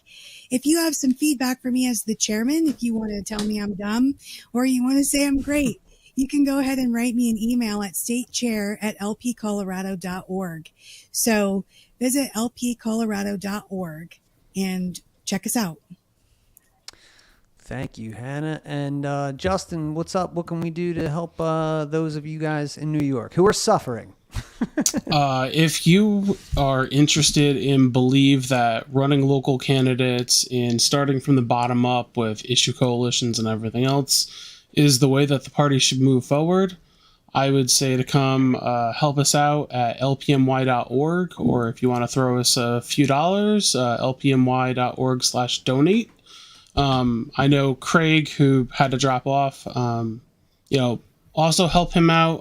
Go to facebook.com/vote Colwell, VOTECOLWELL. My door is always open for anybody that wants to reach out to me. Facebook, Twitter, wherever you do, you can email me at jcarman@lpmy.org. Thanks, guys. Nice. Thank you, brother. Leighton, all the way out there in Alaska, bro. Tell us about your podcast and how to help you out. So outlawedthoughts.com will take you to the YouTube channel, or you can just search it on YouTube. That's my show, which I'll have an episode tomorrow. I haven't announced this on Twitter yet. I will be interviewing Shane Cashman, the writer from timcast.com and stuff. And then there's a documentary I made, which is probably the thing I want everybody to do the most, which is go on YouTube, search the name Joe Vogler, or search the life and assassination of Joe Vogler, and watch that. It's about 45 minutes. It's about the life of the guy who I'm currently writing the most about. Nice, man. Definitely appreciate your insight, brother, and thanks for being here. And Elisio, any parting words, brother? Yeah, so just a really quick shout out to all of our elected officials and everyone who's running. King Aaron Lamb, shout out to him. He's a great guy. Forrest Mommy, obviously. Jessica Fensky, she's fantastic. Merle Hendrickson is also running for city council. If you guys want to talk to me, criticize me, talk about how terrible I am at jokes, feel free to email me at vicechair@lpcolorado.org. vicechair@lpcolorado.org. I'm not really on Twitter or on any of the social medias, but if you see a picture of like a Mexican guy with his kids, that's probably me. So just keep an eye out for Cheddar Bob is what I go by on social medias. Appreciate you, man. I like the Colorado vibe. It's very confident and, positive. I feel like that is something to, forget the plan. Just replicate the vibe if you can around in your state. That's definitely something to do. And lastly, Tyler, tell everybody about I like you. how he said the Mexican guy with kids. There's more of that. Tyler Janke on Twitter, Libertarian Podcast Review. Look, if you want to kind of help this Mises Caucus thing, I think the first thing is to, like a lot of states are doing, elect good, and Colorado was a good example here. We did it in California with Adrian, electing good state officials and then kind of branch out from there. I have problems with the Mises Caucus itself and some of the things that we've done out there, which we didn't get into tonight. I was a little more silent. I just like to enjoy kind of listening to this things. But for the most part, liberty is a big deal. For me, I do family law, and I spend all day kind of helping parents save their kids from this rabid state that we have. And I know California, it's easy to pick on. This is kind of one of my things. It's easy to pick on California for some bad things that we're out there in the news doing. But look at your own state. A lot of times I see these complaints, and I look them up, and I look at your states, and you're worse, or you're just as bad. Mm-hmm. So it would have been an interesting little topic to talk to with the New York people of how they deal with some of the hate that you get. Is it always warranted? In California, for the most part, it is. But, find your liberty connections, and it does help you out. Thanks, Dave, for having us, by the way. Oh, man, it was a blast. I was a little worried, 9 people, but it was pretty orderly. And, yeah, I loved it, man. And this is what we need to do. We just need to talk more, talk out the stuff. Like you guys said, some of the stuff maybe we should have done with more people 3, 4, 5, 6 months ago. And then maybe we wouldn't be in a pickle. But, nah, man, always talk it out. And the mighty Mises Caucus, man. Listen, I'm still a believer. Mike Heiss is a magical, visionary human being. I've known that guy for a long time. I was at his wedding. I sat at the table with Alex, actually, who was here earlier. And that kid is a real deal. So you know that the seed was set right. I can tell you that. I will vouch for him. And Tyler, you're right, man. Not everything has been perfectly executed, and we make some fuck ups, but this is the Ron Paul wing of the Libertarian Party. So if you're not down with that, something's fucking wrong with you. You know what I'm saying? Not us. So that's basically where I'm at. But I really do appreciate you guys, and we will do this again soon. All right, peace. Now that the smoke's gone,